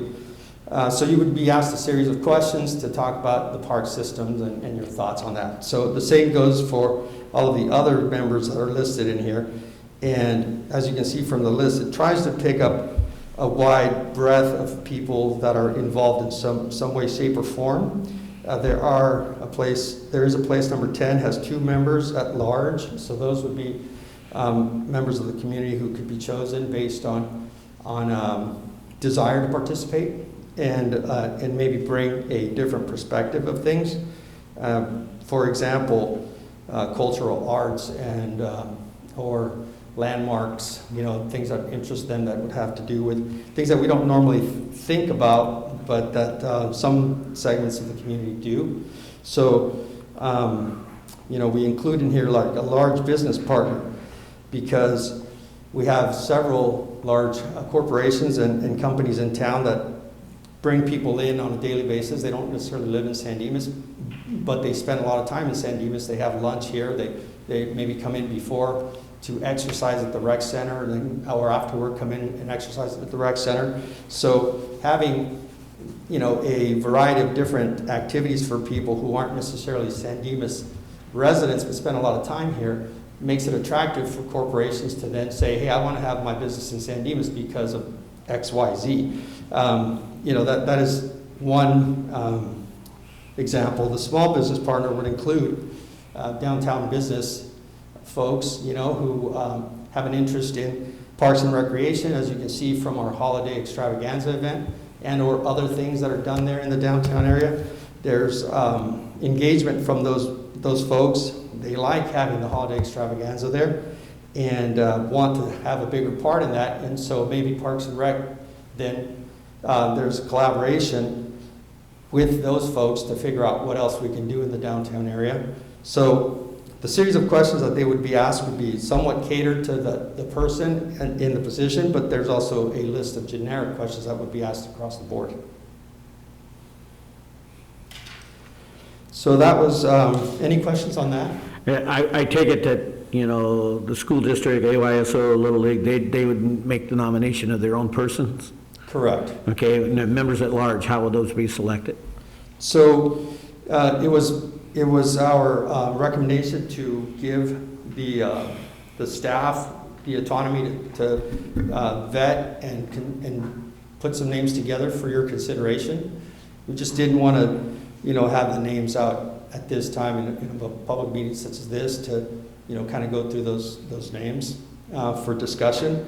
But so it would be up to staff to recommend some folks based on maybe putting together a list of questions out there, much like we, you know, when we advertise for a commission spot or something, to say, would you be interested in participating and why?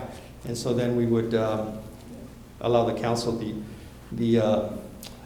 you know, the council would have the ultimate decision-making authority as to who's selected. To the slate. Sorry? Never mind. Shouldn't these be questions that the entire community is involved in? They would be. They would be, well, no, I mean, some of them will be at the virtual town hall meetings. Mm-hmm. So, you know, you have to do that in a setting where you're going to be getting those questions in that kind of, that story site will collect information from people all the time, 24/7 during that process, during that time. So people can go on and, you know, see the questions, respond. But these are more specific to the people who are play a part in some way, shape, or form in the parks and recreation department. I could see, you know, the council, you know, approving the names that you give us, but I also could see that some of these things, some of these positions should come directly straight from the organization that they're doing. You know, versus, you know, I'm not going to know who, of course, San Dimas Little League wants, but of course, we would reach out to them. They would, I would assume, would appoint a person from their organization who then would be on the list that then finally would come to the council. Right. And then we're saying Parks and Recreation Commissioners, we'd use 2 of them. Well, because we, you know, and that was kind of my error in a sense, because I wanted to have somebody from our Urban Forest Subcommittee, which we have, and it's kind of been put on hold as well, but they were tasked with coming up with revised language for the municipal code with regards to trees and tree removals. And so there's that, and then there would be a Parks and Rec Commissioner. Now, City Manager Duran also brought up to me that it would be a good thought to have somebody from the Equestrian Commission on this, because that is a recreational component as well. Trails are, that is, you know, and so I think they have purview over trails and the Equestrian Center, and so Equestrian Center being located in one of our parks, it's definitely counted as an asset to the city, and so that also may be something that we consider either adding an 11th or looking at, you know, where we have 2 members at large, maybe losing one, or, you know, some other different, you know, list that kind of resembles this for the most part, though. I think that's a good idea, and I think the equestrian commissioners I know are pretty want to be involved. I guess the best way to put it is. I would just ask that if you're going to have 2 commissioners from any commission, then they all should be the same. So there's the same representation from each commission for whatever commission is going to be engaged. Yeah, no, that's a good point. So we can go back and kind of tweak this list a little bit to where that is consistent as far as commissioners go, and include the Equestrian Commission and then maybe make it the Urban Forest Subcommittee as one of the others, because trees play a big part in our park system. Would it be possible to hold off on this and wait until we could have literally people in the audience to be given presentations? Or does it have to be done now when we have this virtual process? So that is the question, I guess, for the council, to decide. Now, as mentioned, through the storybook, site, the participation levels based on not only anecdotal data, but also from surrounding communities who have done this, or maybe not so close as far as surrounding, but Mission Viejo is currently doing this. The city of Huntington Beach is doing this. There's a couple other cities, Rancho Cucamonga, who have done this, city of Santa Monica. So they've done it, they've seen success from it. Well, don't get me wrong, I think you've done an excellent job, and I approve everything that you've done. I just think this limits the people that can participate. And this is very limiting as far as I'm concerned, and that's why I can't support it. But that's not to put a negative on your work that you've done, because I think you've done an excellent job. But I don't think this is the best way to go about it. I think we're just limiting the amount of people that can participate in it. Can I ask a question sort of along those lines? So the committee you're talking about, Hector, or subcommittee, what, about 10 people you're saying? Currently, there's 10 categories. There are 2 categories, Parks and Rec commissioners and members at large that have 2. So ultimately, this list is 12. 14. Well, okay. And so is that subcommittee supposed to take comments from the public at large and kind of boil them down into a recommendation of some kind? Of course, yes. So that's further, like if you go back to the... That's what, yeah, I got it. I just was wondering about that. Okay, so what I'd like to, so this needs to be done, and it's a great idea. The virtual part has some challenges. Some people are just more likely to participate that way than others. But to get that, I mean, we may have more people participating if they don't have to, go to a certain building of night and do it. What I'm interested in is how do we get the regular old person that you just knock on a random door someplace in the city, and that person is interested in parks, but they're not involved in anything. They're not in any commission. They're not, so how do we get their input? Because I want to, you're talking about the Civic Center Park, for example. I want to get the input of somebody who goes out there and plays Frisbee and just, lets their dog run free when they're not supposed to. But just the regular people that walk through the every walking path, I say regular people, I mean. So as part of the polling and the surveying, a hard copy letter would go out to each resident. There would also be the postings online, not only using our website as it currently does, outreach, as well as social media platforms, as well as the Storytime GIS site. So, as far as public outreach, I believe you would be getting as much, if not more, because participation. Because when you're doing, physical workshops, you're limited to a number of people who can attend, and unless you do workshops in perpetuity, there's also always going to be more people who want to continue coming, I would think. I think my phone only has it's just down after 2 hours for whatever reason. So I was just almost done with my comment, though, that we often get the people who are what I'm going to call known quantity, and they're in leadership positions, and we need those people to do and to input and everything like that.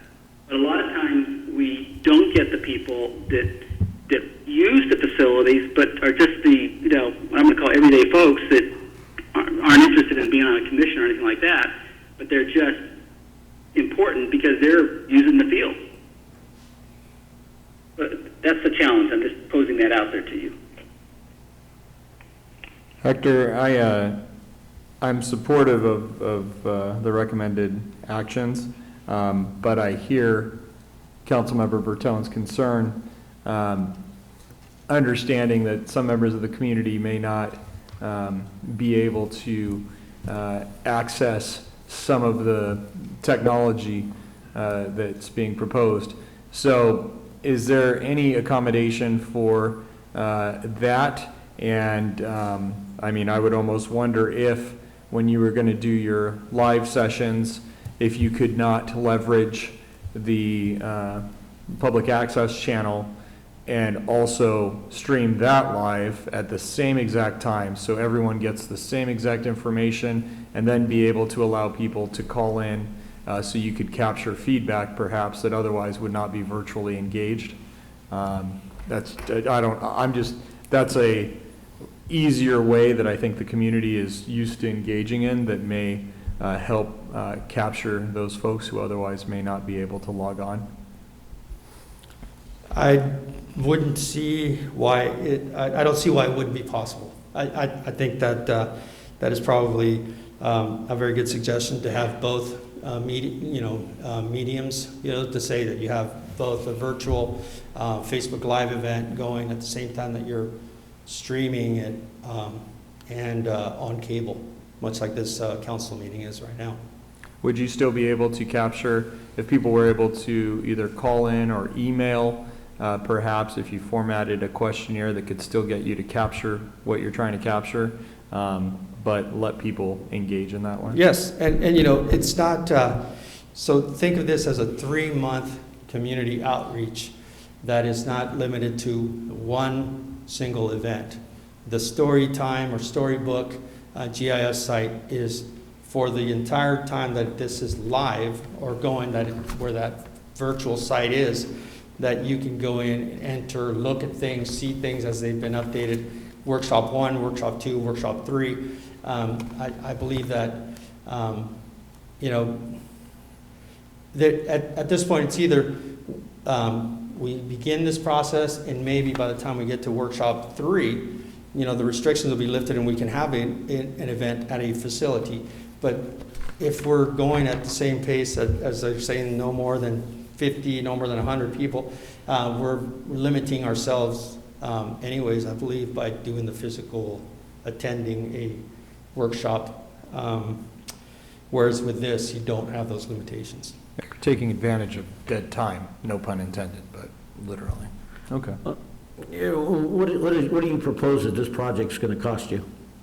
It's already been done. I mean, the funding is there. We have somebody that's currently working on this. The budget was $120,000, and the project came in under budget. We actually asked them for a few more things, which is giving us not only things that are like pie in the sky dreams of what the rec center should look like, or what the equestrian center should look like, or what the community's clamoring for, but associated with that are maintenance and operations costs for 20 years out, for example, and comparing San Dimas to surrounding communities, not necessarily against national averages or standards, but the surrounding communities, and we've listed those communities out for them.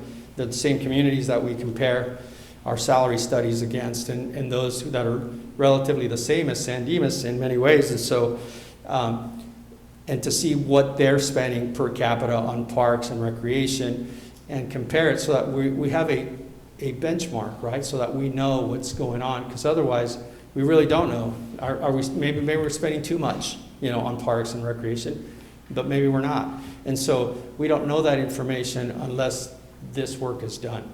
And at this time, being that we're here, which is when now we have to do our community engagement, we've done everything we could here to collect data to put into this community engagement so that then we can continue and stay on track.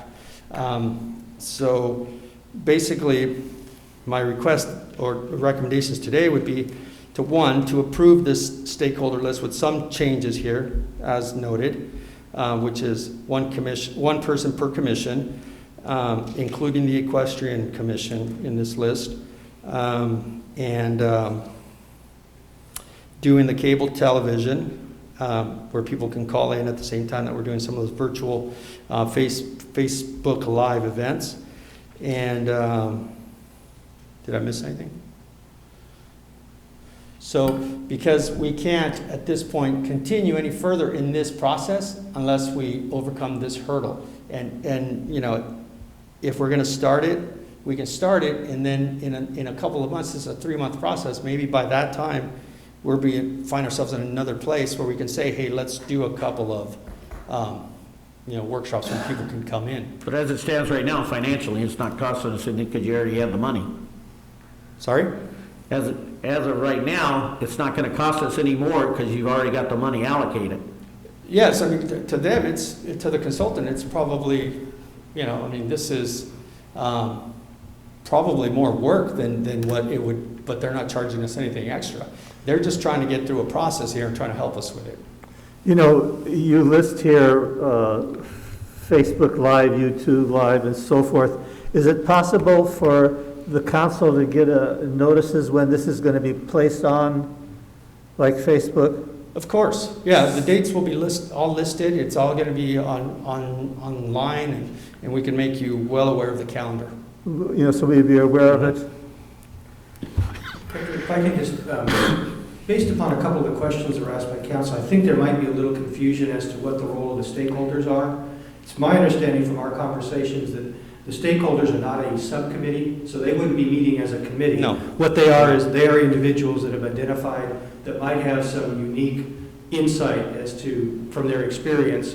So they would be one-on-one interviews from the consultant to the stakeholders, asking them basically the same questions, Correct. getting their individual feedback, but it's not a subcommittee No. that would be meeting and filtering information.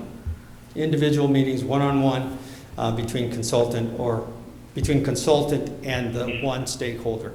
So it's not like they would then come up with all these suggestions and ideas for what the parks and recreation assessment should look like. I mean, those are just a subcategory of the entire community. And all of that information will be weighed in and come to you here for public comment and everything at a public meeting down here, So those recommendations would all be laid out in such a way where you can prioritize and look and see what the findings were. Hector, I have a suggestion to make it to get more input, because I know you're going to have the ongoing thing for 3 months, and that's great, and virtual town halls or meetings. I would add 2 components to the plan. One is that some kind of paper alternative. So if members of the senior commission or whoever just make it known, it can't just probably be on the website or emails or whatever, because how are the community going to find out otherwise? But if the word can get out that there's a paper alternative to however the survey is done, check boxes or general free answers or whatever they are. So I think that would address some of what Dennis was talking about, just to have that alternative.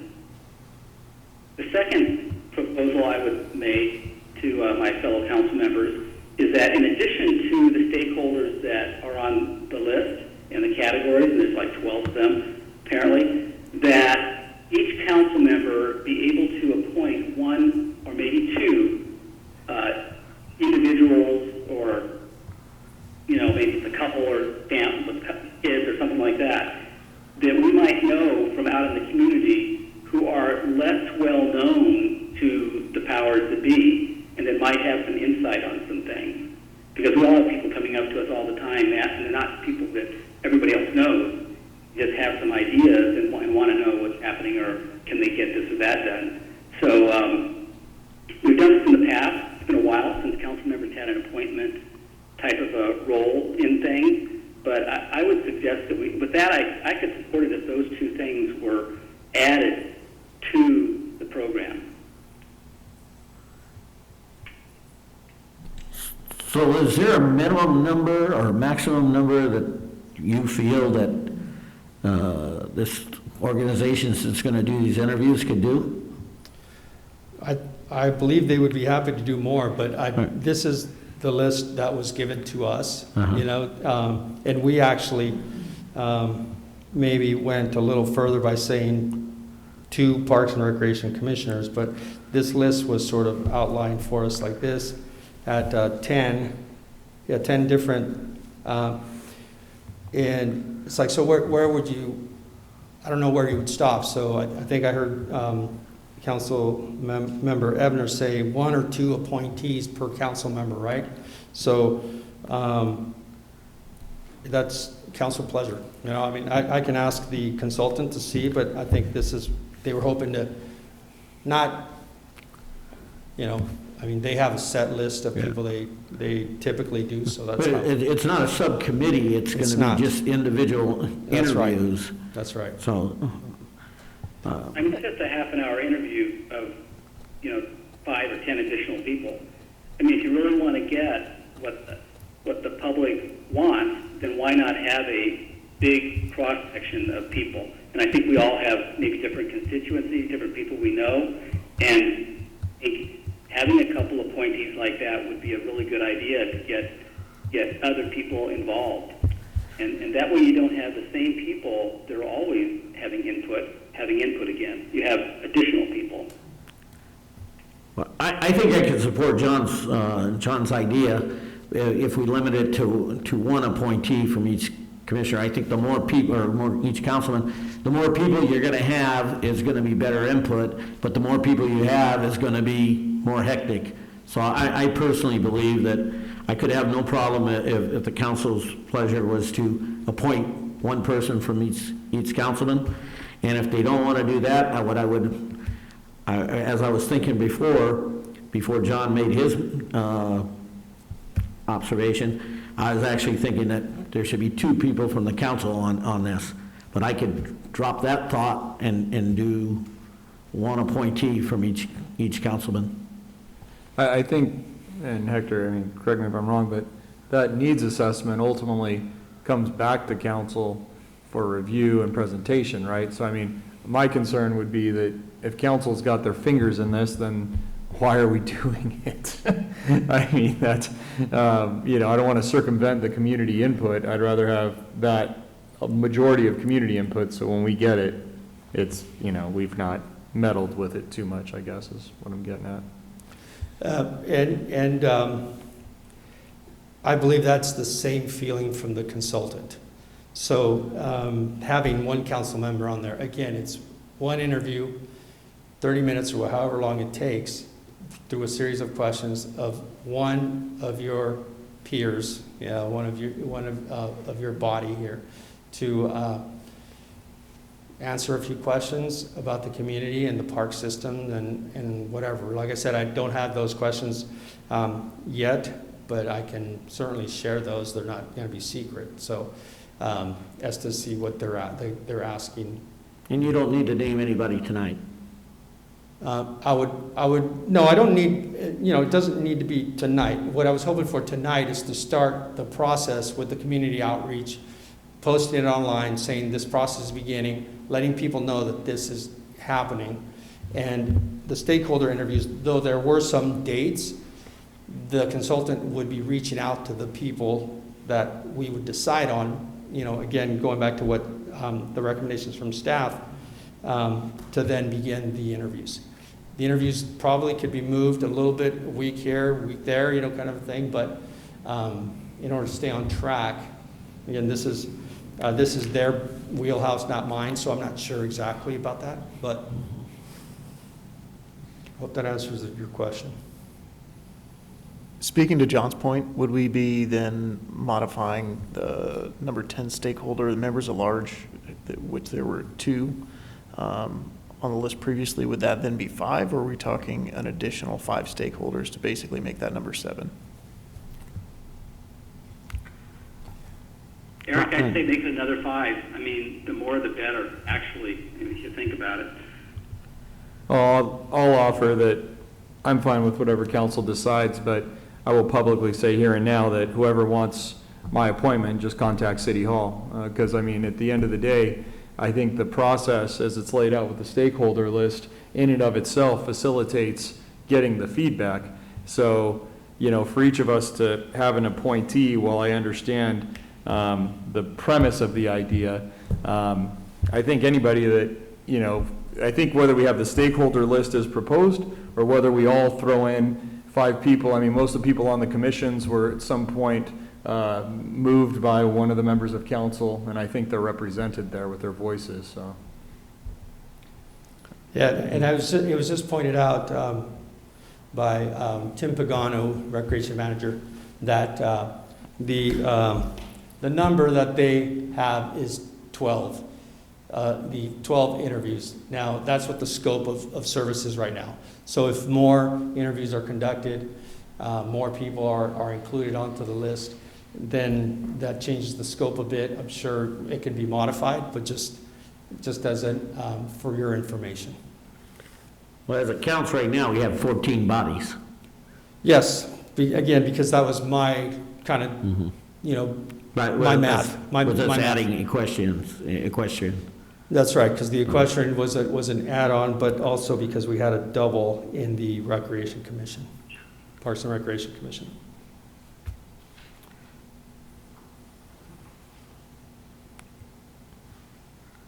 So it'll be one Parks and Rec commissioner, one equestrian commissioner? Correct. Okay.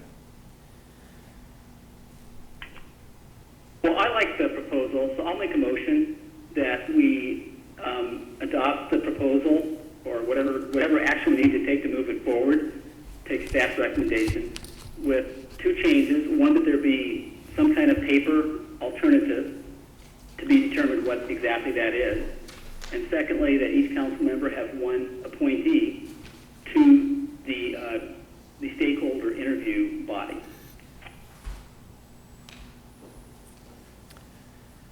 Can I And just to clarify that motion, so do you mean, John, one appointee in addition to all of the other individuals that are listed on the stakeholder list in the agenda packet? I do not have that list. It did not come in my packet, but I know what you're talking about, and I can visualize it. So, yes, the answer is yes. Okay. So there would be, I think 17 is what we're up to now? Yes. It would be the total number. Yes, it would be 17. Can I just clarify that since the scope of work includes 12 interviews, that do we know if there would be an additional cost by adding more? I don't know that at this time. For the consultant, adding 5 additional interviews. They do charge by the hour, so it's a kind of an a la carte thing. Maybe it's not it's an incremental increase in the grand scheme of things. When considering this is $120,000, it may just be minimal, but again, council pleasure. Gotcha. You've already discussed this list with the consultant, right? They're the ones that gave me the list. They generated these ideas as to who to put on it.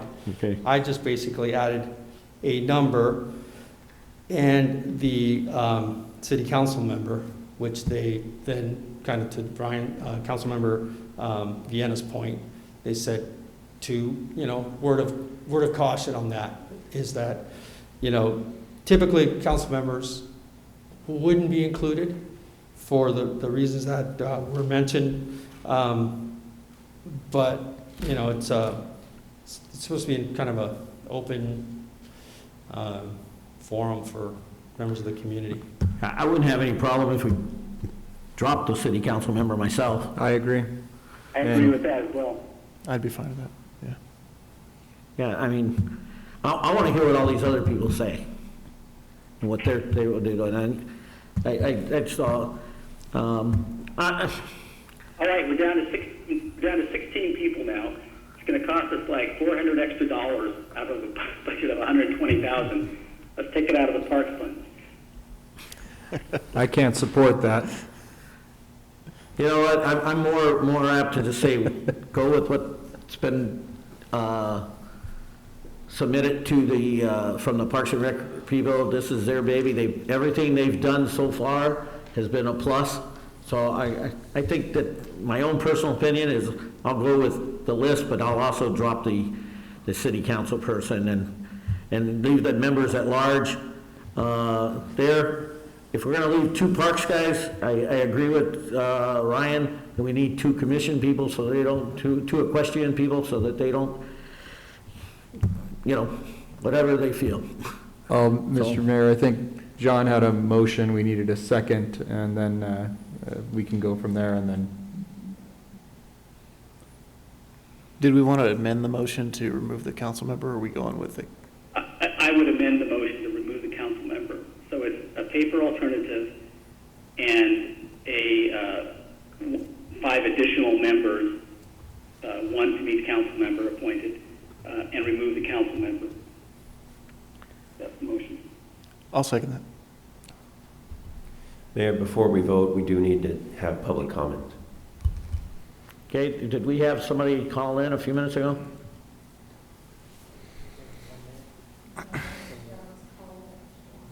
Pardon me? Oh.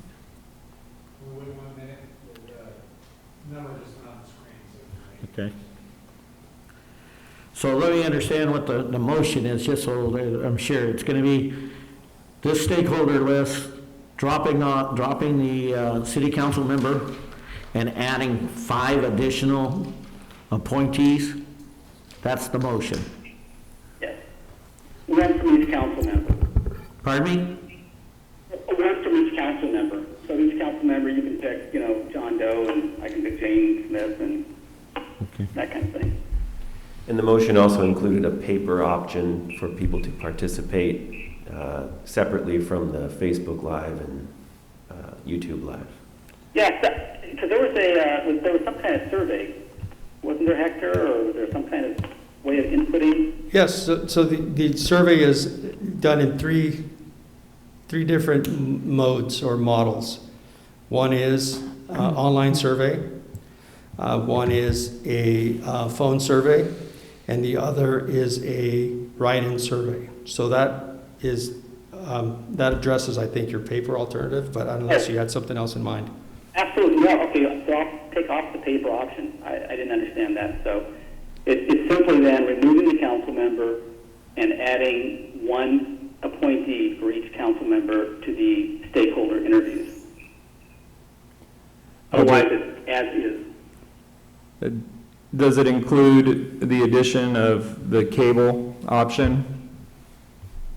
Yeah. Okay. I will not be supporting the motion. I think that the community, this is literally a needs assessment. I think there's sufficient community input across the board, both from the members of the commissions that are appointed, plus the general members of the community that are already included in the list of authorized stakeholders. I think if there's any chance that there will be additional funding or additional costs incurred, I think just having 5 additional people who we decide to pick anecdotally is a waste of money. So I will not be supporting the motion as proposed. No calls? Okay, we have a motion to drop the council member, add 5 additional members at large, one appointed by each councilman. Is that the motion's been moved and seconded? Okay. Roll call.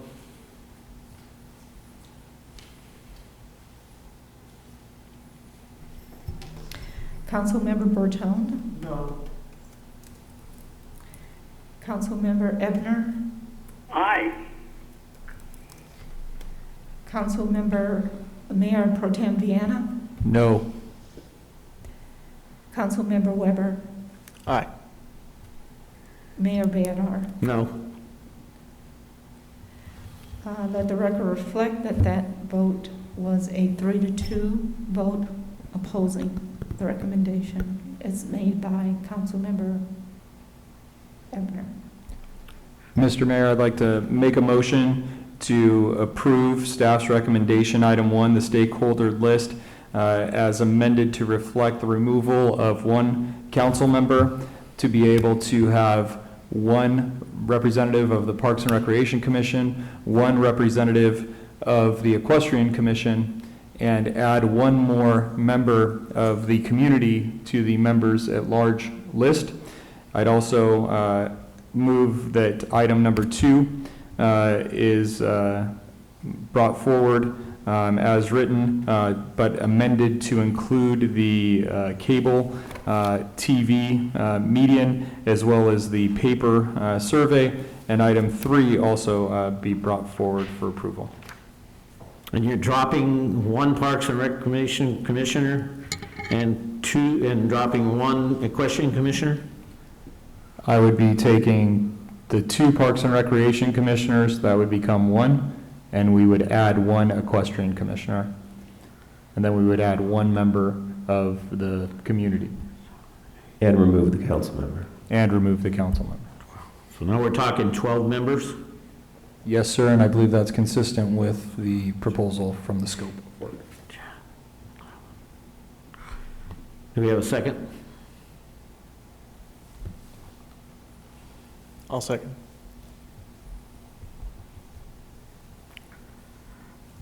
Any discussion? I'm totally in favor of a recreational needs assessment, and I think it's pretty petty not to have a couple of different additional members. So I am going to vote in favor of this because it needs to be done, but I thought it was pretty silly not to accept what amounts to 4 additional members for interviews. I do believe those people, Hector, correct me if I'm wrong, but those people can participate in any one of the several options for the participation opportunities for if their feedback to be collected. Is that correct? That is correct. Thank you. They certainly can. The interviewing process is a different kind of process. That's why we have it. And that's why the consultant wants to have it. We've all, I don't know if we all, but I've been part of that kind of information gathering where they interview an individual, and it's a lot different than just, I should say just, than the other part. You need both parts. But I'll vote in favor of it.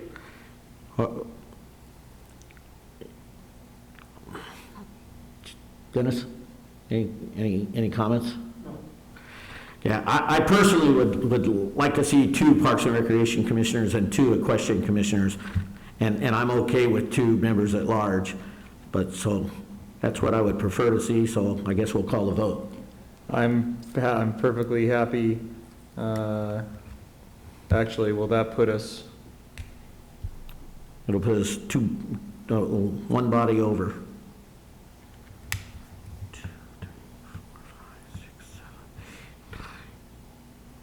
Let's just amend the motion and do that. Yep, I'm happy to amend the motion at the request of the mayor to reflect 2 Equestrian Commissioners, 2 Parks and Recreation Commissioners, and 1 member of the members, 1 additional, oh, I'm sorry, you wanted to reduce it to 2. To 2. That's what I would prefer. But okay, all right, so elimination of the council member, and basically we're going to have 2 members of the Equestrian Commission, 2 members of the Parks and Recreation Commission. Is that correct? That's the way I understand it. All right. Right. Eric, do you accept the amendment? Yeah. Okay. Any further discussion? Could you call the roll? Councilmember Bertone? No.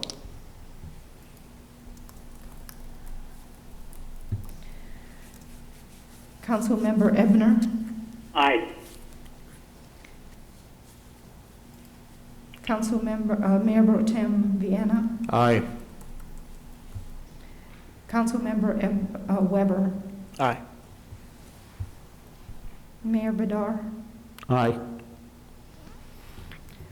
Let Moves, the record reflect that passes by a 4-to-1 vote with Councilmember Ebner opposing. I'm sorry, Councilmember Bertone opposing.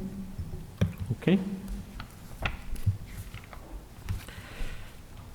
Could I request something?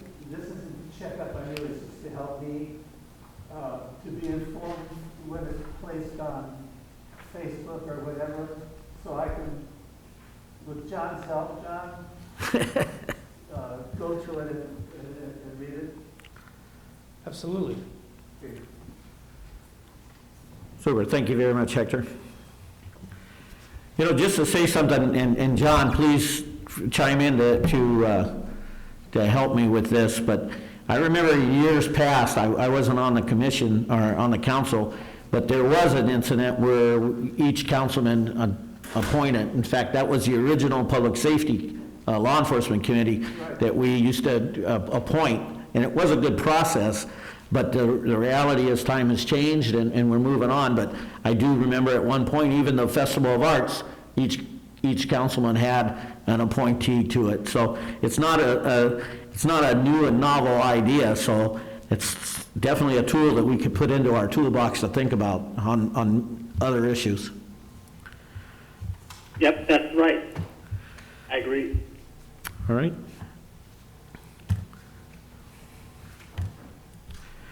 So let's move on. Status report of emergency response, continuing of operation plan for local government. I guess that we can. Yeah, just kind of a COVID-19 update. So a couple of things there. I kind of highlighted a few areas that I was going to cover. I'll cover rather briefly. As far as the modifications to the safer at home orders from both the state and the county, as most people are aware from the media, that the last week the governor released some restrictions on his order, and the county followed suit. And so there's been a lot of confusion, and every day there's new information that makes it in some cases even more confusing. But the latest information is that effective May 8th throughout LA County, there was a relaxation of some of the safer at home orders. And one of the things that both the governor and the county are very clear about when they make these changes is they're not lifting the safer at home order, and they're not lifting the requirements for social distancing and masking in public. What they're doing is making modifications, which would allow for more types of businesses and public areas to be open to the public. So on Friday in LA County, the order was relaxed to allow for businesses such as florists, toy stores, bookstores, clothing stores, music stores, and sporting goods stores to allow for curbside pickup only. These businesses are not permitted to allow customers within their business, but can allow for pickup at curbside. And they also must continue to adhere to certain protocols within those businesses. In addition, car dealership showrooms were allowed to reopen again with modifications, and golf courses allowed to reopen again with modifications, as well as trail systems throughout the county, as well as city trails. The county also yesterday released guidelines for opening of beaches effective tomorrow, Wednesday. So beaches will be open in LA County, again with certain restrictions. Just today, the governor announced some guidelines for the reopening of offices, restaurants for dine-in, malls for pickup only, outdoor museums, and car washes. So those restrictions are posted on the state's website, but they have not given any date as to when those types of businesses would be reopened. And that's at the state level. However, the county still needs to address whether they will allow for those types of businesses to be opened at the county level with certain restrictions. As was mentioned earlier, there was a comment made by the health director of LA County regarding the stay-at-home order being sustained through the end of July into August, and I think I clarified that with the county's comment earlier. Suffice to say, this is a very fluid environment, and as I said, these things are changing daily. We anticipate that tomorrow the county will be releasing some of their guidelines and restrictions for things such as restaurants. So that is changing rapidly. A couple things the city is doing is that we have developed a small business resiliency program. We're working with the Chamber of Commerce to assist local businesses in understanding when these types of restrictions are released. If there's any ways that the city and chamber can help them as far as providing them information and guidance and directing them to resources. So we've had at least one meeting with the chamber to kind of roll out that program. So that is in place.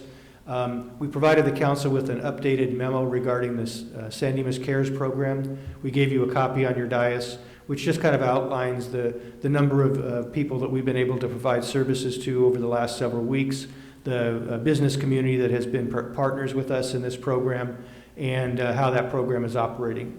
So we've given you that memo as well. We are in the final stages of updating and modifying our city continuity plan. So we anticipate that that'll be brought back to the city council at your next meeting. And the other area that we touched on earlier has to do with the implementation of some type of modified recreation programs for the summer. And again, I've mentioned in previous memos to the council that our recreation staff has been really thinking outside the box and trying to come up with some modified programs that might be appropriate and still fit within the guidelines of restrictions that might be in place throughout the summer. But as I just mentioned, we don't know when those restrictions will be modified or relaxed. So it's really hard to move some of these programs forward. However, we realize that this week we really need to make some hard decisions on things such as whether we'll have any type of aquatic program for the summer, whether we'll have any types of daycare programs or park programs, because there is a ramp-up time and we'll need to hire staff and coordinate those programs as well as advertise them. And so we really will be, our recreation division will be making some probably have to make some hard decisions. And I anticipate that we'll probably give you some kind of report maybe next Wednesday when we have our budget study session, as far as whether we feel that there's any type of programming that we might be able to offer for the summer. One specific program that was brought up by a couple council members was a drive-in type activity, and the Recreation Department provided you with a memo that kind of outlined what they had been thinking about for that type of program. And again, we're kind of still moving forward with those planning, but again, we have to wait and see what kind of restrictions might be in place for June and July to see if that type of program would still be viable. I do know that according to the county, that type of a drive-in type activity is currently not allowed under the current orders, because there were some churches that have suggested that they move to that kind of a model for their congregation and services, and the county has said strictly that that's not allowable, as well as I know that there's school districts that were trying to do maybe some type of a drive-in type graduation ceremony, and the county also said that that would not be consistent with the current orders. So we're kind of still in this wait-and-see mode. As far as our city staffing, for the last several weeks, we've had some of our staff working at home, and we are moving towards bringing most of our employees back to working in our city facilities. And once we find out guidelines as far as office space, we will be looking to open up our city facilities. We don't have any timelines yet, but one thing we've been working with, we have an in-house committee of staff that's working on, when we do open up our public facilities, what types of modifications and restrictions will be in place, and if there's some physical things like barriers and signage that we need to put into place. We're working on developing those types of modifications so that when it is time for us to open up, we'll have all those things in place. So that's kind of an overview, and as I said, this changes by the hour sometimes. So I try and provide you at least daily updates on updated information. So if I'd be happy to answer any specific questions you might have. No, thank you. Okay. Any questions? John, you have anything? Nope. Thanks, Ken. You're welcome. Okay. All right, oral communications. Do we have any calls? Members of the audience? Just one moment. It's showing me that we have one.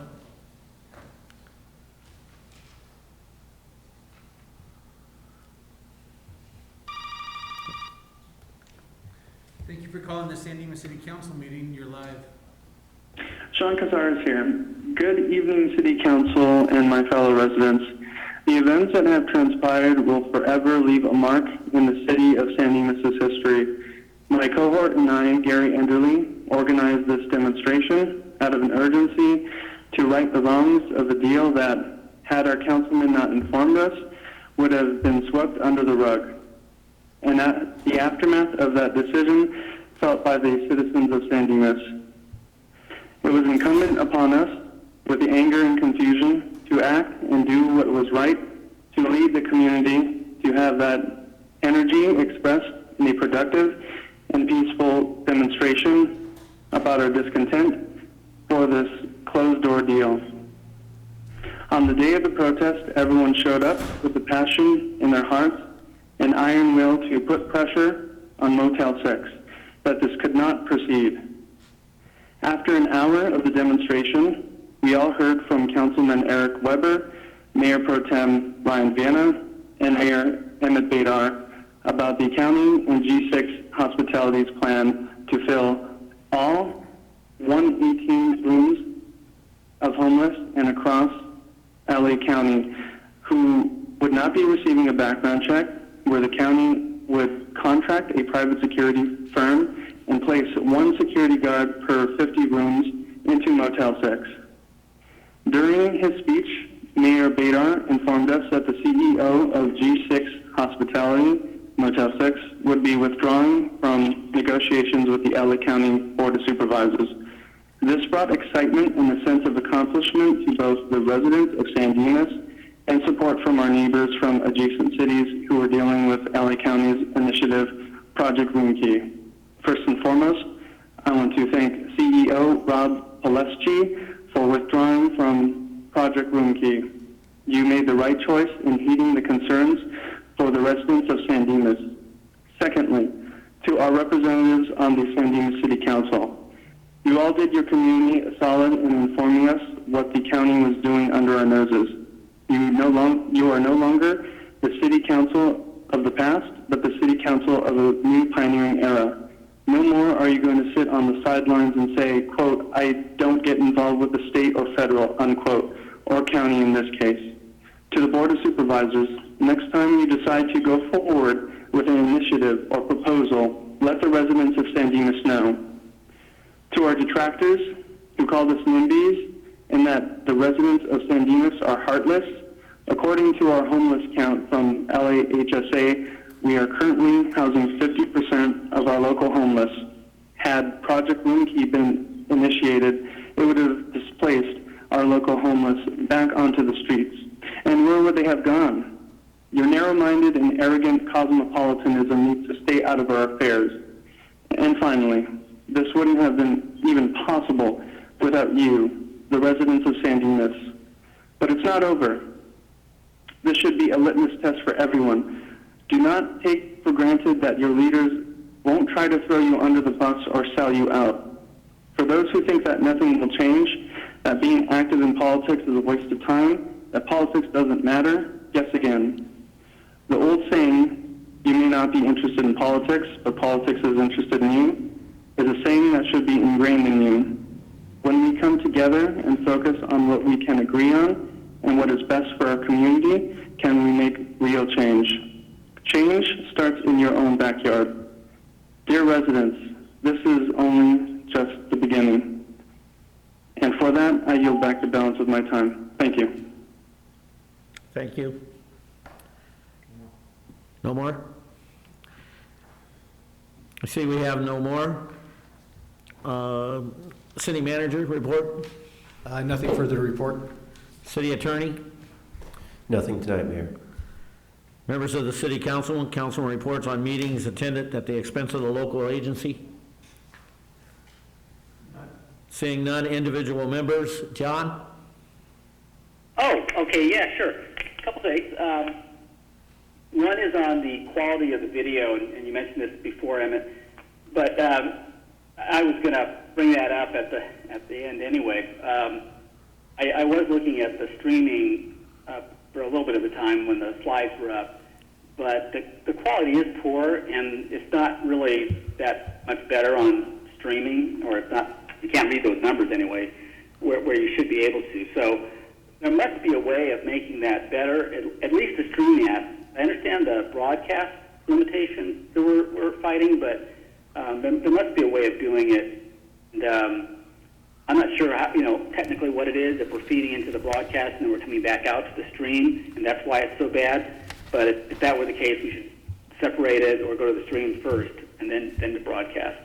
But anyhow, so that's just one comment that I really think we should look at that as one of the, as the one who originally proposed way back when that we televise our meetings. I think we've suffered long enough, so we should get some better definition in our broadcast, or on our streaming anyway. Okay. The other thing was that I was disappointed in the Civic Center Park plan, let's put it this way. When we discussed this a while back, we talked about how 2nd Street, east of the Glacia, would integrate and look like it was part of the way it was landscaped and lighted and parkway and everything else, like the west side of 2nd Street. So if you go from San Dimas Avenue on 2nd Street, you would go, and it's a really nice stretch there, and then you would go to where the park is, and the same kind of thing would happen. Instead, unfortunately, we've done what we have done way too many times, and that's take a parcel and do a piecemeal plan for it, and not take into consideration the rest of the surrounding area. So we're going to have these nice nostalgic. I'll just give one example. We'll have the nice nostalgic lights on the park side of 2nd Street, but on the north side, the non-park side, we've got a couple Cobra headlights on wooden poles, and this should have been, as was discussed when we gave the direction to Public Works and Parks, to be an integrated project to where 2nd Street would improve that whole block. So I'm not sure what we should be doing or how we're going to fix that in the future. I'm open to ideas, but we really need, once again, to understand that when we do any kind of project, it should be integrated and part of the surrounding, and not just make it itself look good, but help make the property across the street and everything else around it look like it's part of the same street, as opposed to one side and the other side completely different. So that's my comment about that, and that's all I have for tonight. Thank you, John. Maybe you could call Sherry and talk to her about that tomorrow. I can talk to Sherry, yeah, but I don't want to give direction or anything like that, but I can discuss, and see what her thoughts are. Yeah, it probably wouldn't hurt. All right, okay. Eric? So first of all, thank you to the Parks and Recs Department for putting together that Arbor Day event. I made it out with my son, and he had a blast out there picking up his tree and his poppies, planted those, waited for those to sprout. Being able to do that safely, I think they were able to pull that off pretty well. In addition, it seems like it was well attended and it was well received by the community, which is always good, which is obviously challenging with this COVID-19 situation. Thank you to the San Dimas community as well for all of the input on the project room key.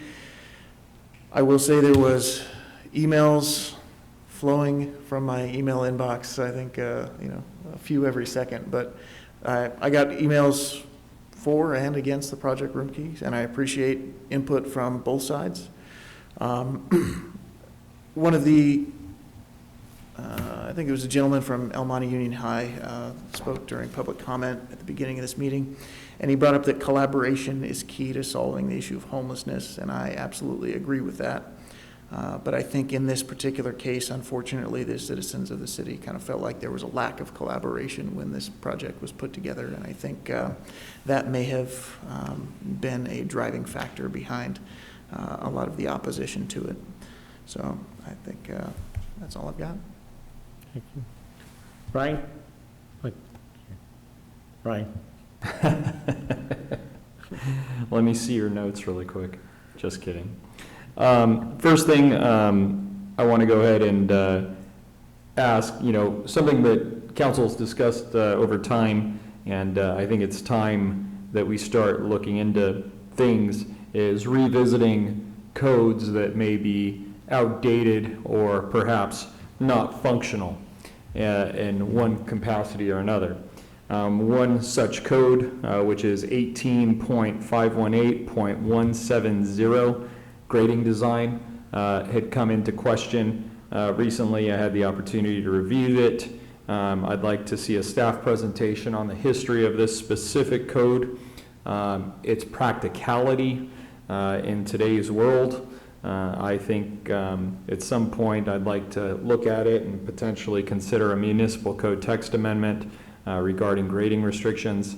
I think it's resulting in a loss of revenue, and that's what I'd like to get some clarity on behind that. So I don't know if there's anyone else on council that would be interested in such a presentation.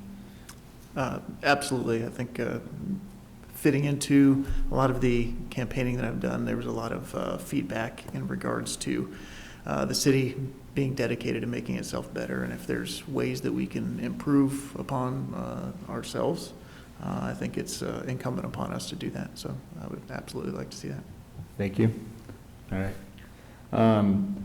Second thing is, I heard the comments earlier from members of the community regarding the exclusive negotiation agreement with Pioneer Square or whoever, PSQ 3 or 4 or whatever it is. If we can get an update on that and see where we're at, I'd be appreciative. And lastly, this Project Room Key matter. Interesting past 5 days, 7 days. I want to thank every person in the community that sent their feedback, regardless of what their position is. Number one, engaging is critical, and it is critical that we hear from everybody in the community to make sure that you are represented. To that end, there were folks, as some of you may recall, last Thursday the council had a closed session, and ultimately out of that closed session, the council ultimately did not take any legal action to challenge Project Room Key. As a matter of fact, council and city attorney, and correct me if I'm wrong, but I believe council essentially directed the city attorney to work with the county to see if we could come to some sort of solution. And so that was the action of the council. Community members seem to have become a little concerned regarding the transparency that was communicated or ironically communicated, or the lack thereof transparency that was communicated both from the county and felt in part of that was from the city. To the citizens in the community, I assure you, as the city manager had sent us the information that you were getting pretty much was as good as the information we were getting, and that's how quickly this information was evolving.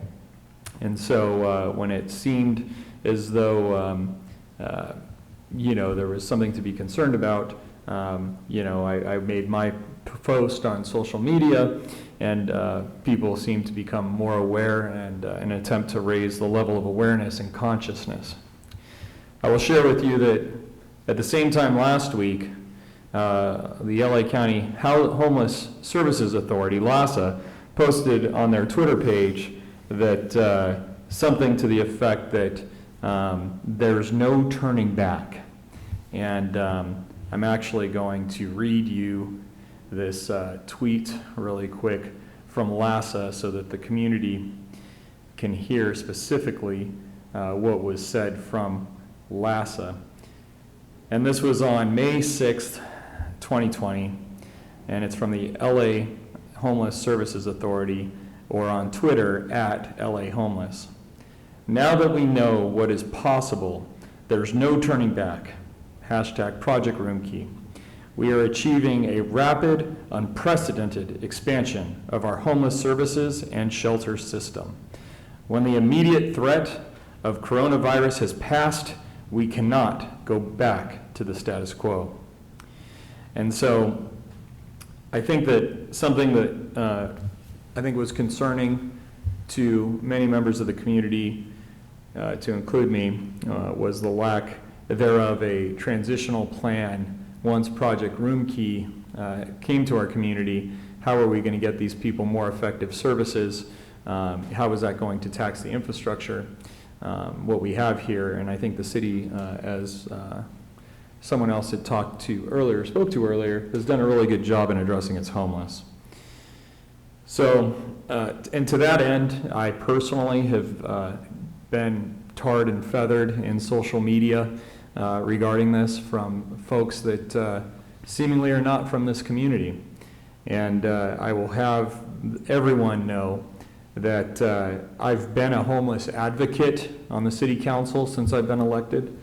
I'll have everyone know that my brother-in-law, who recently was released from prison because of various prison reform efforts, is currently housed, fortunately, in a motel, but will likely return to the streets as he continues his battle with heroin and substance abuse for a system that lacks adequate supervision and services to be able to service any of these people in a meaningful way.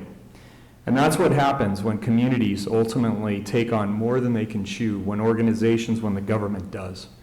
San Dimas' homeless count in 2019 was 10. 50% of those people are housed, if you hold those numbers to be true.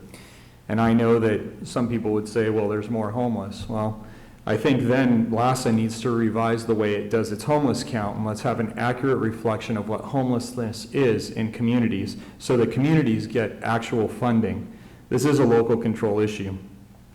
Before I leave that point about me, I grew up in a home where my sister was an addict, using meth, watching my parents fight, watching her leave, watching her sleep in her car.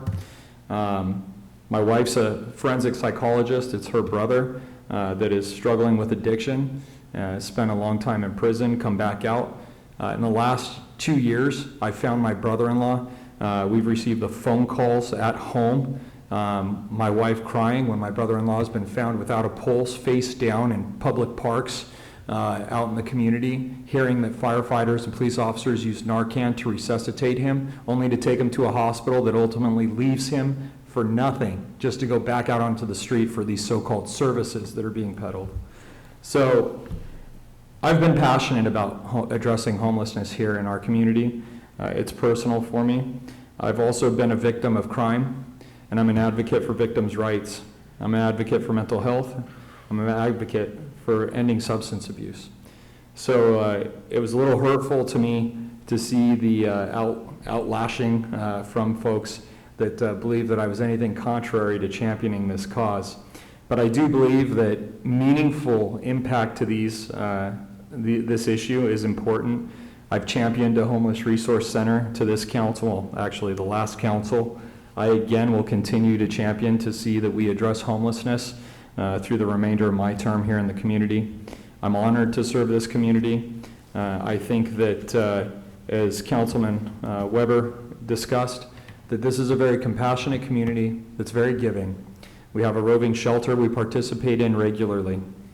Each year, the city hosts, Holy Name of Mary hosts this roving shelter program. And the city manager and staff actually posted about our homelessness programs that we offer here in the city. And you can see that on the city's social media page on Facebook. I also pushed it out on Twitter.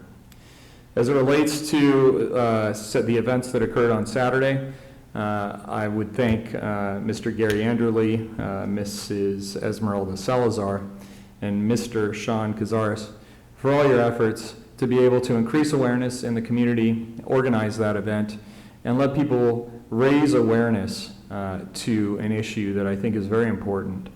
At the end of the day, when the mayor announced that the CEO of G6 Hospitality and Motel 6 was going to notify the county of his intention to withdraw from San Dimas, it was a good day, I think, for our community. To those people that have said that we've turned our back on people, I disagree, and I think that if we were in a life raft, if we were out in the middle of the ocean, and you had two people in a life raft, and one person's had holes in it and was taking on water and barely floating, and the other one was staying above water and actually wasn't taking on water because it's doing what it's supposed to do, I'd stay on the one that's not taking on water. And that's San Dimas. We've addressed our problem. We have the resources. And from what I understand from the city manager earlier, we are in a place to be able to work to give people who want housing in our city, housing through our voucher program. And I think it's very important that people understand that you can't have a skewed view of homelessness. I think it's very important that people understand, in my experience as a law enforcement officer, that there are many people who have absolutely no desire to have housing. They have no desire to conform. And for a very long time, when I worked in patrol, I had fed a gentleman that was homeless who lived underneath the 91 freeway. And this gentleman was a school teacher at a local high school. At some point, his wife died. And the bottom line is, as I got to know him for the years that I worked in patrol in that city, and I'd bring him food, he just shared the story that when his wife died, living in the house was all too much for him. And ultimately, he said he just didn't want to conform anymore. And so it was just easier for him to live underneath the freeway. And what's most interesting is about this particular gentleman is he actually had a job. He would walk to his job every day. He had a library card and, just chose to be homeless. I'm not saying everybody chooses to be homeless, but I do think it's important that we understand that we have to have a very realistic view of homelessness, and we really need to understand the problem. I also would add, lastly, that I want to thank G6 Hospitality and the Motel 6. For a long time, they've been a partner with our homeless program. They currently provide, as some of our other hotels provide, housing for people who can't afford housing right now. And essentially, it's used as affordable housing for people who are staying there for long-term stays, who maybe can't afford a home right now. And it's better than them living in a car. So for the reasons of displacing people who are already perhaps impacted through different economic issues that were staying at our Motel 6, the 5 people from our own homeless program, the people who are participating in other programs who benefit from vouchers, receiving mental health services. All of these reasons are why I'm grateful that we're able to continue to protect the people who are most vulnerable in San Dimas. And I'm grateful for the fact that Project Room Key, the County of Los Angeles, and the G6 Hospitality Corporation and Motel 6 saw that and chose to withdraw from San Dimas. So with that, I thank you, everyone, for all of your comments and feedback throughout this process. And I do hope, and you have my promise, that we will continue to advocate for the homeless in this community. I had the opportunity to speak with folks that had emailed, some of them which were mentioned and are in the record, that we are and do take homelessness seriously. And you have my word to continue to advocate for that. Thank you. Dennis? Okay, and a more upbeat, and thank you very much for your presentation. It's very good. As we heard earlier, May is Older American Recognition Month, and I want to congratulate Margie Green and Alta Skinner, as the mayor did before. Margie Green has been active in the Chamber of Commerce, the Festival of Arts, the Historical Society, and Alta Skinner is active in anything that has to do with the school system, and they're both well-deserved this honor. We talked about the federal government maybe helping out small cities, and if you look at the consent calendar, the second to last item is a letter from the San Gabriel Valley COG to all our representatives, asking them for the support for this bill that would give financial aid to cities under 500,000. And the COG is lobbying hard on this to try to get all our representatives to co-sponsor the bill. And that's it, Mr. Mayor. Thank you. Thank you. This morning I received a phone call where this individual absolutely complimented the city about their coyote management plan. That was the first time I had heard the word coyote in quite a long time. Although I know the coyotes aren't gone anywhere, It appears that the folks in San Dimas are reporting it, and we're handling those calls and things like that. But with that all being said, maybe sometime in the next couple of meetings or so, if you could give us an update on the coyote management plan. As everyone knows or doesn't know, I'm the representative to the San Gabriel Valley Vector Control, which is fashionably known as mosquitoes.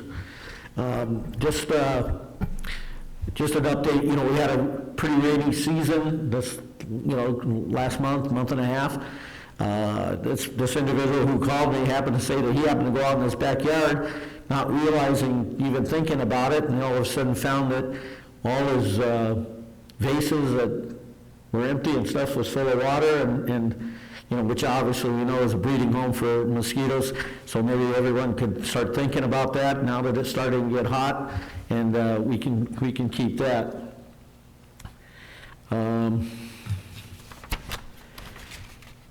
had a bunch of notes, but as usual, Ryan's covered most of them. But once again, I do want to thank G6, Motel 6. They saw that where the citizens were concerned. They saw that there was probably a lack of information being filtered down, and they contacted us, and we really appreciate that. And it's one of the things that helped generate us past this issue. But as Ryan said, we will take care of our homeless here in San Dimas, and we'll take care of, as we've proven, and we do have a homeless plan, and anybody can go to the website and see what it is, and it's pretty comprehensive. With that all being said, tonight when I adjourn this meeting, we'll be going into closed session. Anticipate litigation, significant exposure to litigations pursuant to Government's Code Section 54956.9, D as in David, .2. One case, letter from Schenkman Hughes regarding California Voting Rights Act. The second closed session is a conference with legal counsel, anticipated litigation, initiation of litigation pursuant to Government Code Section 54956.9, D as in David, 4, one case. Public employee, the third case is a public employee discipline, dismissal, or release. The fourth would be public employee performance evaluation, title city manager. Okay? And Mayor, just for the benefit of the public, we are not planning to discuss item number 2 in closed session tonight, so it'll just be 1, 3, and 4. Thank you. Have a motion to adjourn? Move. About 5 minutes.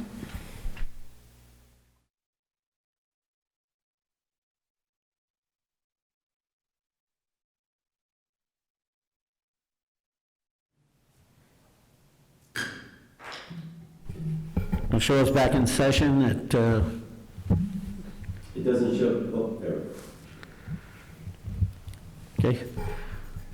We'll show us back in session at 12:20 on the 13th. City Attorney. Yes, thank you, Mr. Mayor. The City Council tonight met in closed session to discuss some of the items on the closed session agenda. The council discussed item number 1 on the agenda, which was significant exposure to litigation. The council had a discussion with staff about that matter, but no reportable action was taken. The council did not discuss item number 2 on the agenda. The council did not discuss item number 4 on the agenda. Item number 3 on the agenda, public employee discipline dismissal release. The council did discuss that item and gave direction that the city manager is to be placed on administrative leave, paid administrative leave, effective immediately.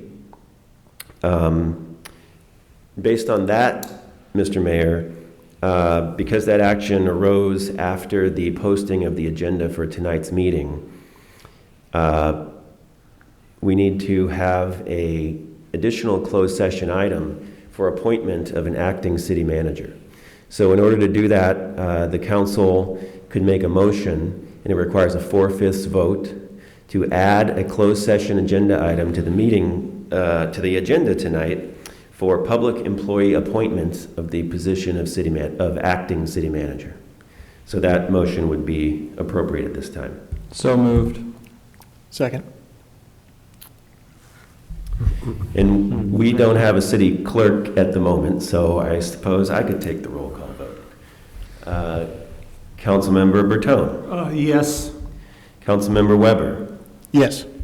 Councilmember Ebner.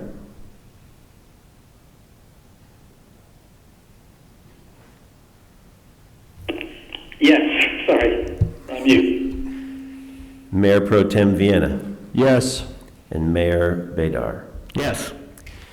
Okay, so the public employee appointment city manager, acting city manager item has been added to the agenda. The council will now reconvene into closed session. 2 minutes.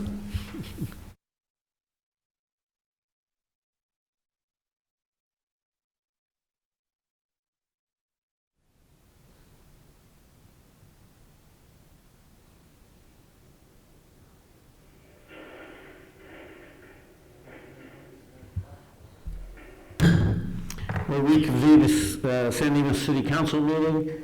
It's 12:45 on the 13th. City Attorney has an announcement. Yes, thank you, Mayor. The City Council just met in closed session on the closed session item that was added to the agenda, public employee appointment, acting city manager. The City Council decided by a unanimous 5-0 vote to appoint Brad McKinney as the acting city manager, effective immediately. That's the report out, Mr. Mayor. Thank you. That'll conclude tonight's action. Show us adjourned.